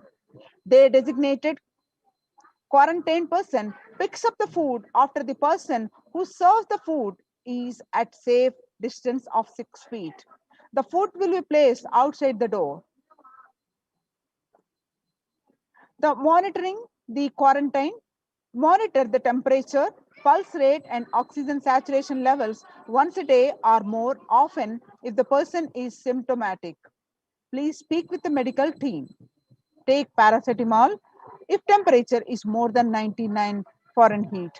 Ensure good hydration. Have a nutritious diet and steam inhalation twice daily, and salt and turmeric hot water gargling twice daily. Ayurvedic and Siddha medication will be given as per the instructions. Doctor will be contacted if there is worsening of symptoms for specific management, which could be further consultation, investigations, and treatment. Residents will be asked to continue taking medications if they are on a blood pressure, sugar, heart elements, etc. Doctors will be consulted if comorbid conditions pose a higher risk. Residents on medication will be asked to bring 2 months of supply till the Adhinam is able to organize the medications for them. Residents will be asked to take a long deep breaths, pranayama, lie in prone position on the tummy as much as possible so that the lungs expand well. If there are no symptoms, the person will come out of quarantine after a total of 15 days. The test will not be repeated if clinically well. If there are symptoms, the person will need to be retested and need medical opinion and necessary investigations and treatment. The common symptoms which will looked out for: fever, sore throat, fatigue, excess tiredness, cough, mostly dry and wet cough in some, and body aches, headaches, loose stools, vomiting, loss of smell, loss of sense of taste, exhaustion, giddiness, and fainting.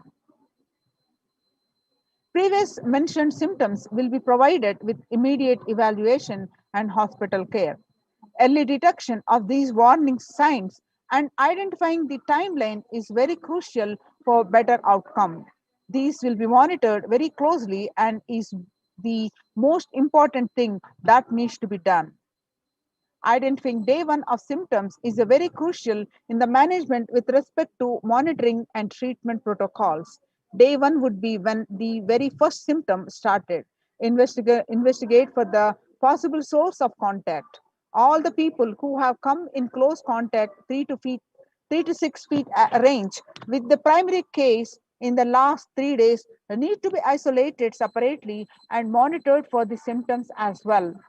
Infectivity starts 0 to 3 days before the onset of the symptoms, and the infected person sheds the virus till 9 days. Any of the above symptoms in various combinations signals the possibility of COVID, even though the same symptoms can happen with any viral infection in a pandemic, and it is to be considered as the possible diagnosis until proven otherwise. The rare presentations are known: rust, rash on a body, bluish discoloration of the fingers and toes, sudden onset of breathlessness, heart attack, strokes, paralysis of the limbs. Any suspect case should be immediately isolated.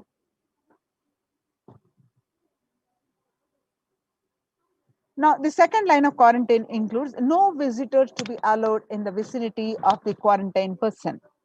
In case the person being quarantined becomes symptomatic, all the close contacts taking care will be quarantined for 15 days and followed up for an additional 15 days or till the report of such a case turns out negative on lab testing.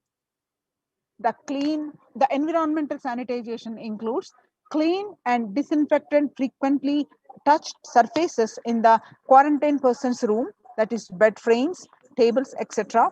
daily with the bleach solution.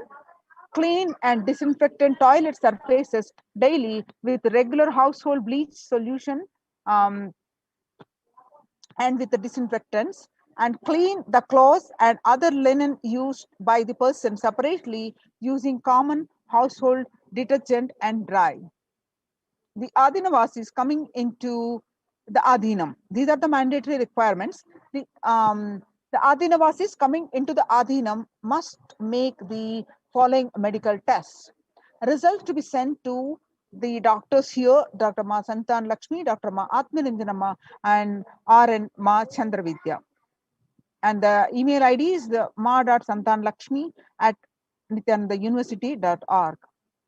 The medical tests, mandatory requirements which are to be done before coming are complete blood count with peripheral smear, blood group type, fasting and post prandial blood sugar, renal function test, blood urea and serum creatinine, and VDRL test and HBsAg test, HIV test, thyroid function test, serum T3 and T4 TSH test, ECG test, liver function test, lipid profile test,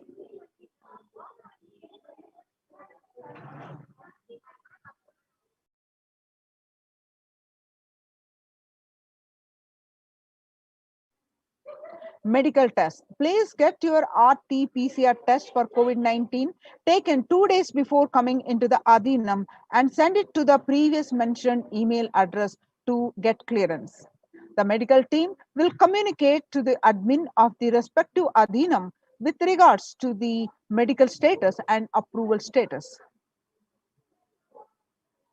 Once communicated, the person should come into the Adhinam within 24 to 48 hours of the test.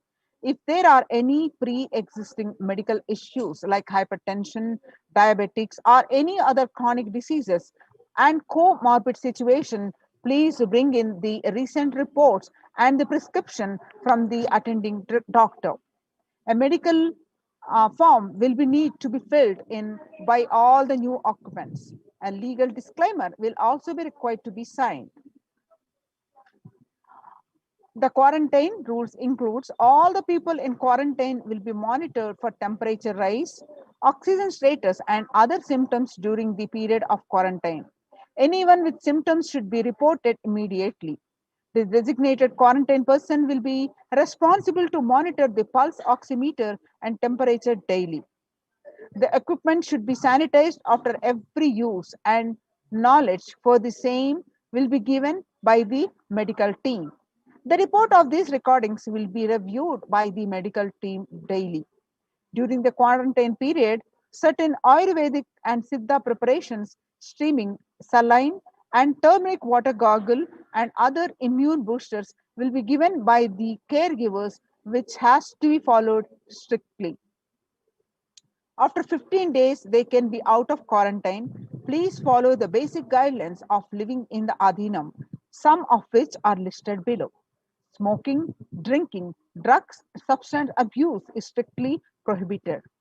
Consumption of non-food is strictly prohibited. Illicit sex is strictly prohibited. Please follow the basic etiquette like traditional Indian clothing, personal and environmental cleanliness, and hygiene. The following measures below will help prevent in the spread of the infections in the Adhinam, such as cold, flu, and stomach bugs, and protect the Adhinavasis. Make sure the workplaces are clean and hygienic. Surfaces such as desks and tables and objects that are telephones, keyboards need to be wiped with disinfectant regularly to promote regular, thorough hand washing by Adinavasis. Please keep sanitizing hand rub dispensers in prominent places around the workplace. Make sure these dispensers are regularly refilled. Daily posters promoting the hand washing. Display the posters promoting the hand washing skill. The virus washing kills the virus on your hands and prevents the spread of infection. Promote good respiratory hygiene in the workplace. Display posters promoting the respiratory hygiene. Good respiratory hygiene prevents the spread of infection. Anyone with even a mild cough or low grade fever, that is 37.3 Celsius or more, needs to be monitored by health personnel with isolation even if symptoms are mild. They should wear ordinary surgical face masks rather than N95 face masks in their quarantine room. Medications such as paracetamol and ibuprofen or aspirin may mask symptoms of infection. Ensure the pre-order sufficient supplies and materials, including masks, tissues, and hand sanitizers for all the people. The travel in case of emergency, the travel precautions, travel outside the Adhinam must be discussed with the medical department. No one is leave the premises without approval. Plan of action. When someone is infected with COVID-19, the plan should cover putting the ill person in an area where they are isolated from others. Local health authorities will be notified. The medical team have a working relationship with a good hospital for any medical emergency. Please note down emergency contact numbers of the hospitals where you may have to shift people to. All the medical team members and the admins will have it with them for immediate reference. You can see the pictures of oxygen concentrator in case of emergencies. Join now in these COVID care centers, protection centers. Register now through the link below, https https://kailasa.org/kailasa care. The spelling I'll read out, https://kailasa.org, kailasa.org/kailasa care, KAILASAKE, Kailasa care. So now we will move on to the next segment after a short break.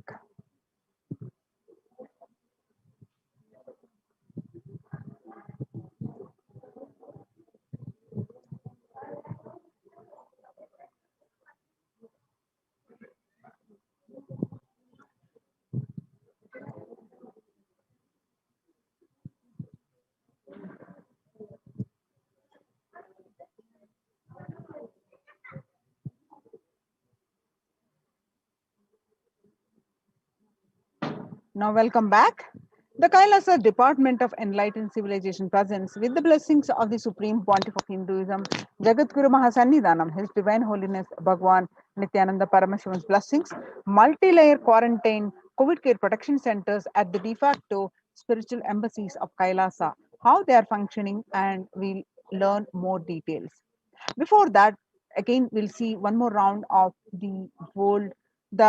In this segment, you see that the need of the Annadan, that Supreme Pontiff of Hinduism doing while continuously his upbringing itself was like that, and continuously he's promoting across the Kailasas embassies. What is the need for the Annadan? If you see the world today, COVID-19 is creating a hunger catastrophe in India. The pandemic has led to increase in the global food insecurity, affecting vulnerable households in almost every country. It has exacerbated the existing inequalities, pushing millions of people into the vicious cycles of economic stagnation, loss of livelihood, and worsening of food insecurity. The World Bank estimates that 71 million people will be pushed into extreme poverty across the globe as a result of the pandemic. The World Food Programme estimates that an additional 130 million people could fall into the category of food insecure over and above the 820 million who were classified as such by the 2019 State of Food Insecurity in the World report. Hunger in plain sight. COVID-19 worsens the plight of food insecurity. More than 50 million people have experienced the food insecurity during the pandemic, up to 35 million in 2019, according to the Feeding America nonprofit, the nation's largest domestic hunger relief organization. The child malnutrition and the hunger skyrocket in Haiti as COVID-19 infection spike. At least 86,000 children are at risk of developing the severe to acute child malnutrition this year in Haiti. According to sources connected to the United Nations Children's Fund, the number of children projected to suffer from starvation this year has doubled as the impoverished nation continues to grapple with extraordinary political and social crisis exacerbated by the pandemic.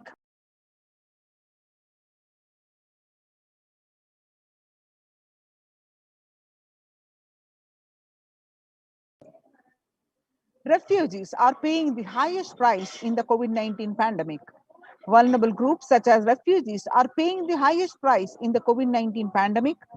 We are seeing alarming trends that show many refugees around the world are unable to pay for food or rent and are struggling to access healthcare and education. The price hikes in local markets and further displacement caused by the campfires have pushed many families further into food insecurity. During April and May, around 30,000 refugees in the Cox's Bazar camps raised questions and concerns, with 63% seeking services, including urgent food relief, shelter. Just one third, that is 37%, requested health and medical care. The famine risk spikes amid conflict, COVID-19, and funding gaps. The number of people on the brink of famine has risen from 34 million projected at the beginning of the year to 41 million projected as of June. He said, without immediate emergency food assistance, they too will face the starvation, as the slightest shock will push them over the cliff into famine conditions. The World Bank releases a report on growing food insecurity that the World Bank released an analysis of the rising food insecurity rates in response to the COVID-19 pandemic.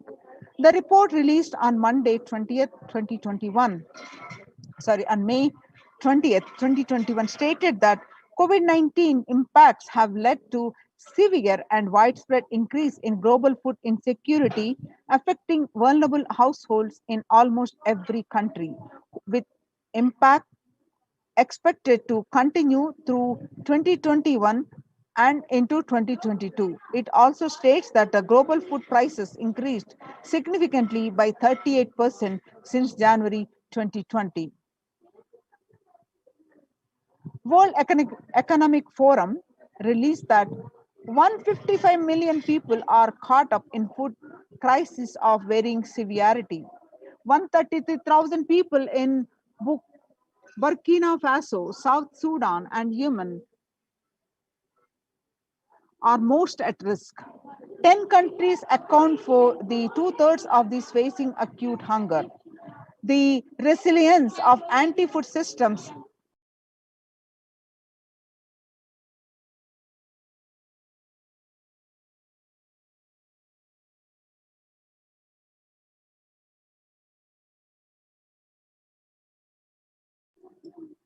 The resilience of anti-food systems is being eroded by conflict, insecurity, and environmental trends. Join now in these COVID care protection centers. Register now through the link below, https://kailasa.org/kailasa care. Now let us understand the revelations from the Supreme Pontiff of Hinduism, that you eat, you become what you eat. What you eat contributes to what you think. What you think contributes to what you cognize, and what you cognize contributes to who you are. So what you eat directly affects to who you are, and that is why I am making the statement, you become what you eat. What is in your plate matters, because that is going to become you. Violence-based food derived from killing animals and life-negative, chemical-based toxic food both harm the system equally. Organic vegetarian food is not just for health. It gives you an inner space, physical system, physiological flow to develop the highest psychology. To develop highest psychology, not only your physical system, even your psychological flow needs to cooperate. You become what you eat. Your brain is constructed for all these higher things.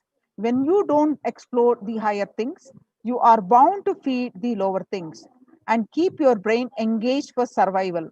If you don't explore the higher dimensions of consciousness, you will force yourself into the drugs and try to explore the hallucination, imaginary, illusory dimensions of the universe. Vegetarianism as a lifestyle. The human body is naturally designed for vegetarian food. The inner mechanisms like feeling, thinking, words, and everything is designed to function with the vegetarian food. It is like having a generator which can handle only 220 volt current, or a UPS which can handle only 220 volt current. But it is given 20,000 volt current, what will happen? It will get fused.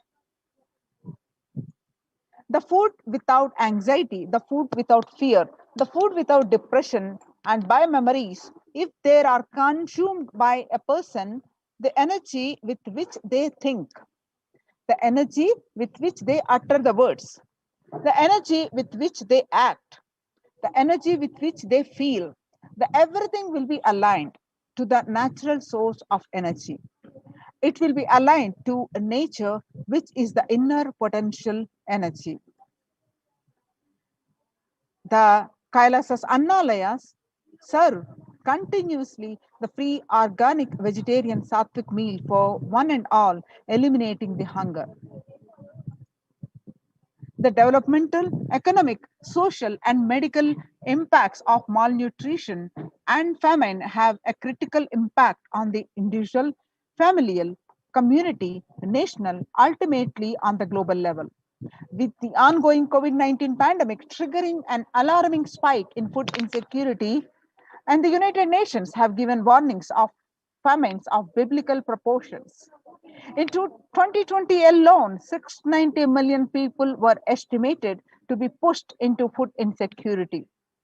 The access and availability to organic food has become of utmost importance.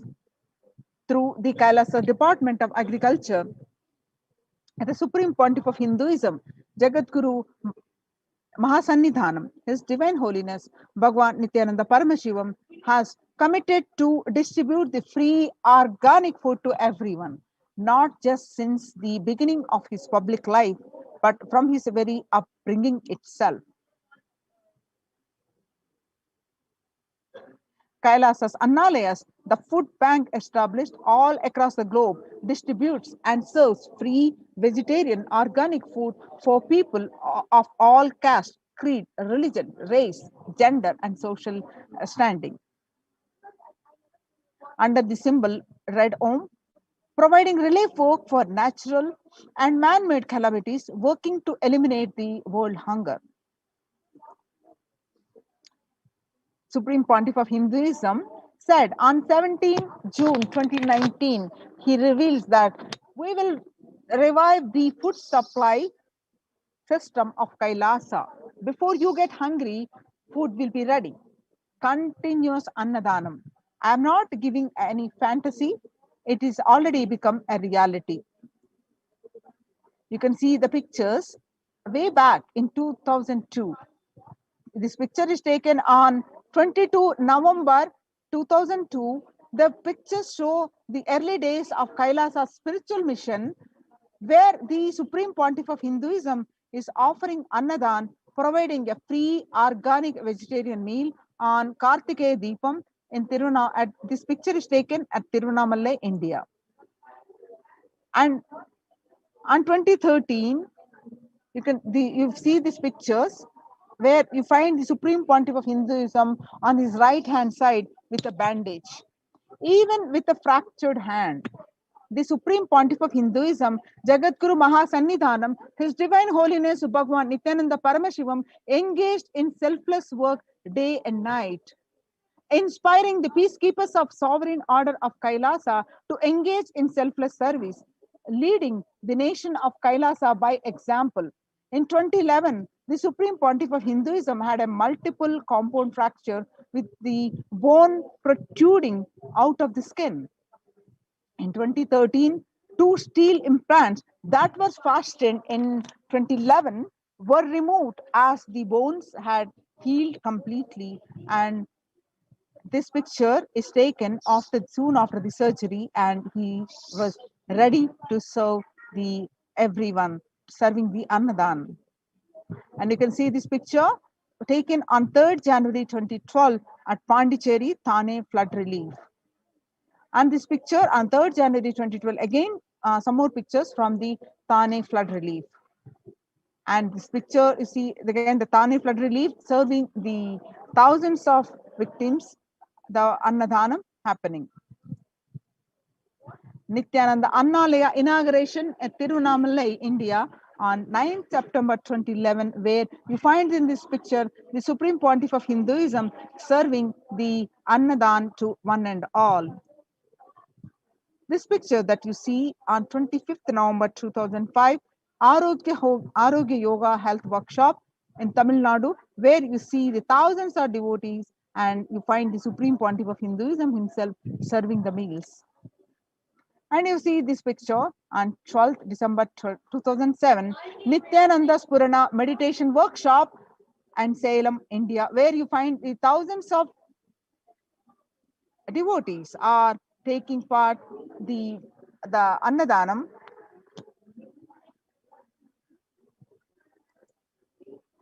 You find this picture on 20th September 2012, Nithyananda Purana Meditation Workshop in Tirunamallai, India. And this picture is from Kartikeya Deepam celebrations, where you find the thousands of devotees are served food. 27th November 2012. And this picture you see are taken during the part of the Inner Awakening Meditation Workshop in Tirunamallai, India, where this picture is taken on 10th May 2017. On 10th April 2017, Kalpataru Meditation Workshop in Tirunamallai. Now, we see these pictures as part of the Kumbh Mela, which happened on 2016. Pictures are taken on 5th May 2016.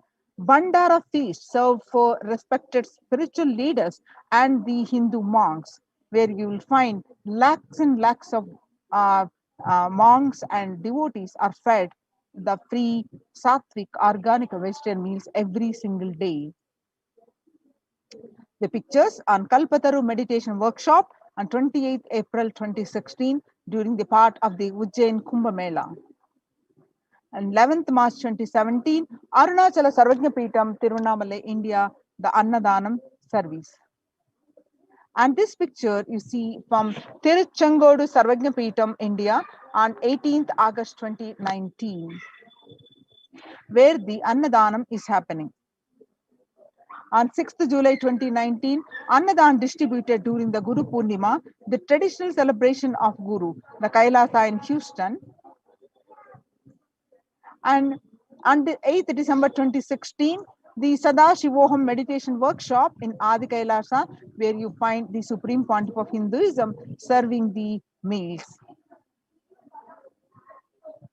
Annadan service continues in the midst of COVID-19 crisis, Madurai, India, 30th May 2020. Now let's listen the proof of necessity for Annadan, the Bengal famine of 1943. What I found in researching the Bengal famine was that Churchill did several things that greatly aggravated the death toll. India was being used extensively for the war effort. Indian resources, Indian soldiers, and Churchill repeatedly refused to acknowledge the fact that the extent to which India was used could lead to famine. Viceroy to India, Archibald Wavell, called the Bengal famine one of the greatest disasters to have befallen people under British rule, and said the reputational damage was incalculable. During one government discussion about famine relief, Secretary of State for India Leopold Amery recorded Mr. Churchill saying that any aid sent would be insufficient because Indians bred like rabbits. Now you see,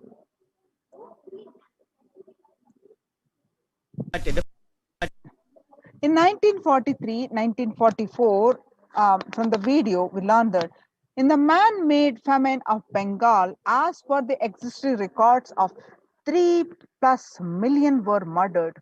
The Prime Minister of the world's biggest empire, controlling the 1/3 of mankind, claimed that they could not do anything about the people dying of hunger because Hindus bred like rabbits and the famine was their fault.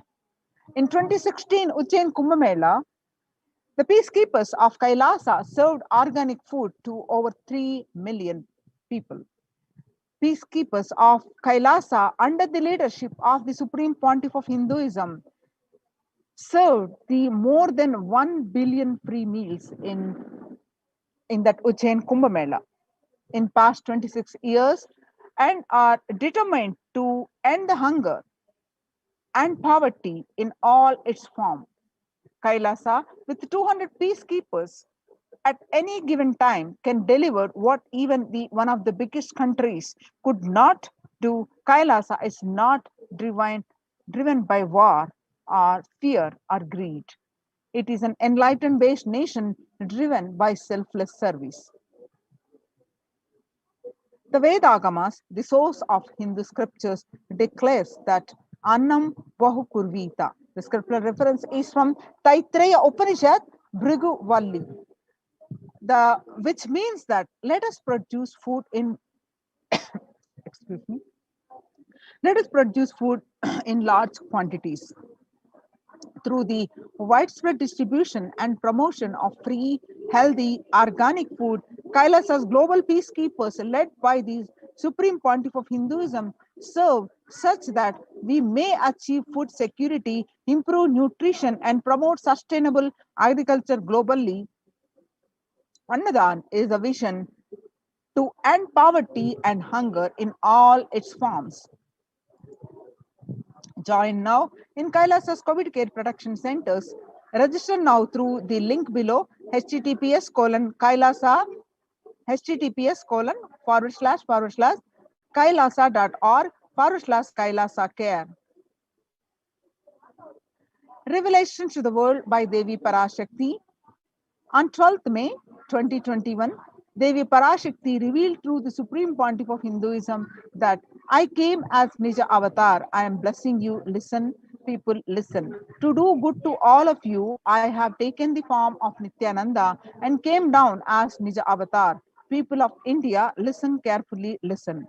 Time after time, Bharatam is Jnana Bhumi, where enlightened beings come, and we cannot make Jnana Bhumi as infantile. Enlightened beings have to come. They have to live and it has to flower.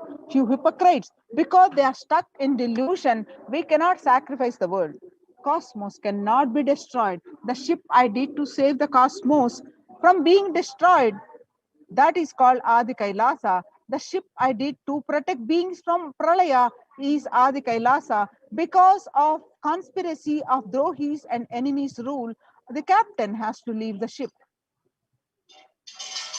Before 12 years, knowing the great deluge that is going to happen, all Aushadas by this Guru Purnima, that Jnana Rasavadam,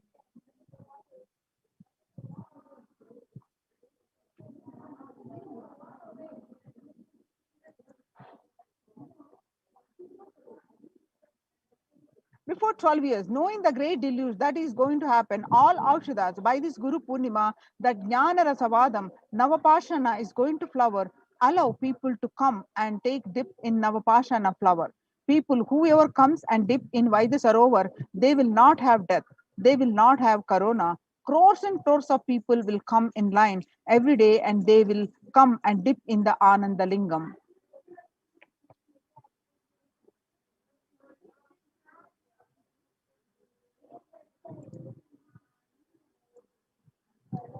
Listen well to my words. For India, I made ship as protection. The Nithyananda Navapashana Lingam in Vaidyasarovar. Go to Adi Kailasa, O Indian, listen. All those regretting losing Nithyananda Navapashana without confusion and without talking just as lip service, go to Adi Kailasa.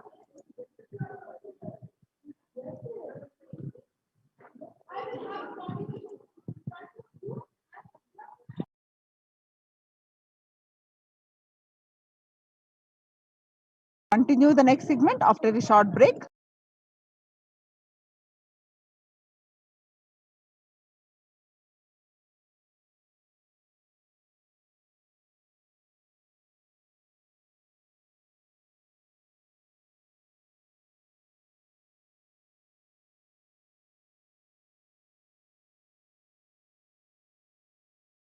What I mean by the word e-Kailasa, listen intensely. Enlightenment ecosystem, literally enlightenment itself, in your own home, wherever you are. If you cannot come to Kailasa, it's okay. Kailasa can come to you. Kailasa coming to you is e-Kailasa.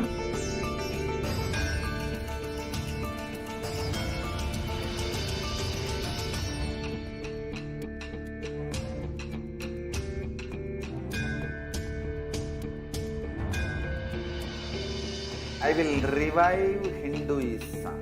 I am a Hindu revivalist, not by any revolution, but by evolution.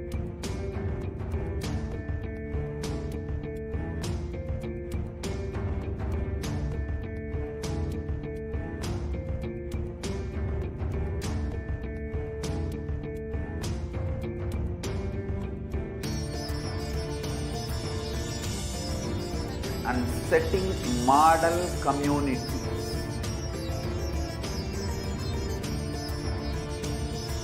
Kailasas, enlightenment ecosystems, Sarvanya Pitas all over the world.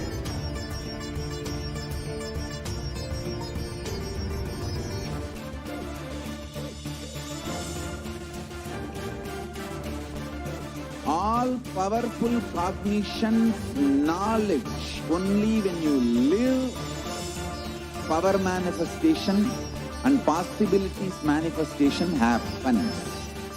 It's a fundamental truth.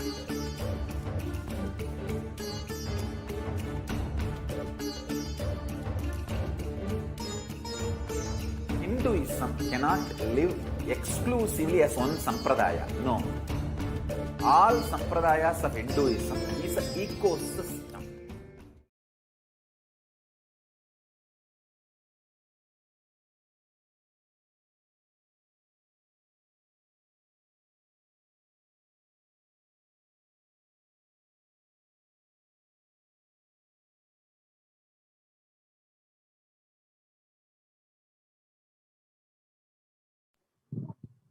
Sorry for the technical glitch. Okay. So on 12th May, 2021, Devi continued to say that before 12 years, knowing the great deluge that is going to happen, all Aushadas by this Guru Purnima, that Jnana Rasavadam, Navapashana is going to flower. Allow people to come and take dip in Navapashana flower. People, whoever comes and dip in Vaidya Sarovar, they will not have death. They will not have corona. Crores and crores of people will come in time. Every day, they will come and dip in the Ananda Lingam. On 13th May 2021, Devi continued to reveal that, listen well to my words. For India, I made ship as protection. The Nithyananda Navapashana Lingam in Vaidya Sarovar. Go to Adi Kailasa, O Indians, listen.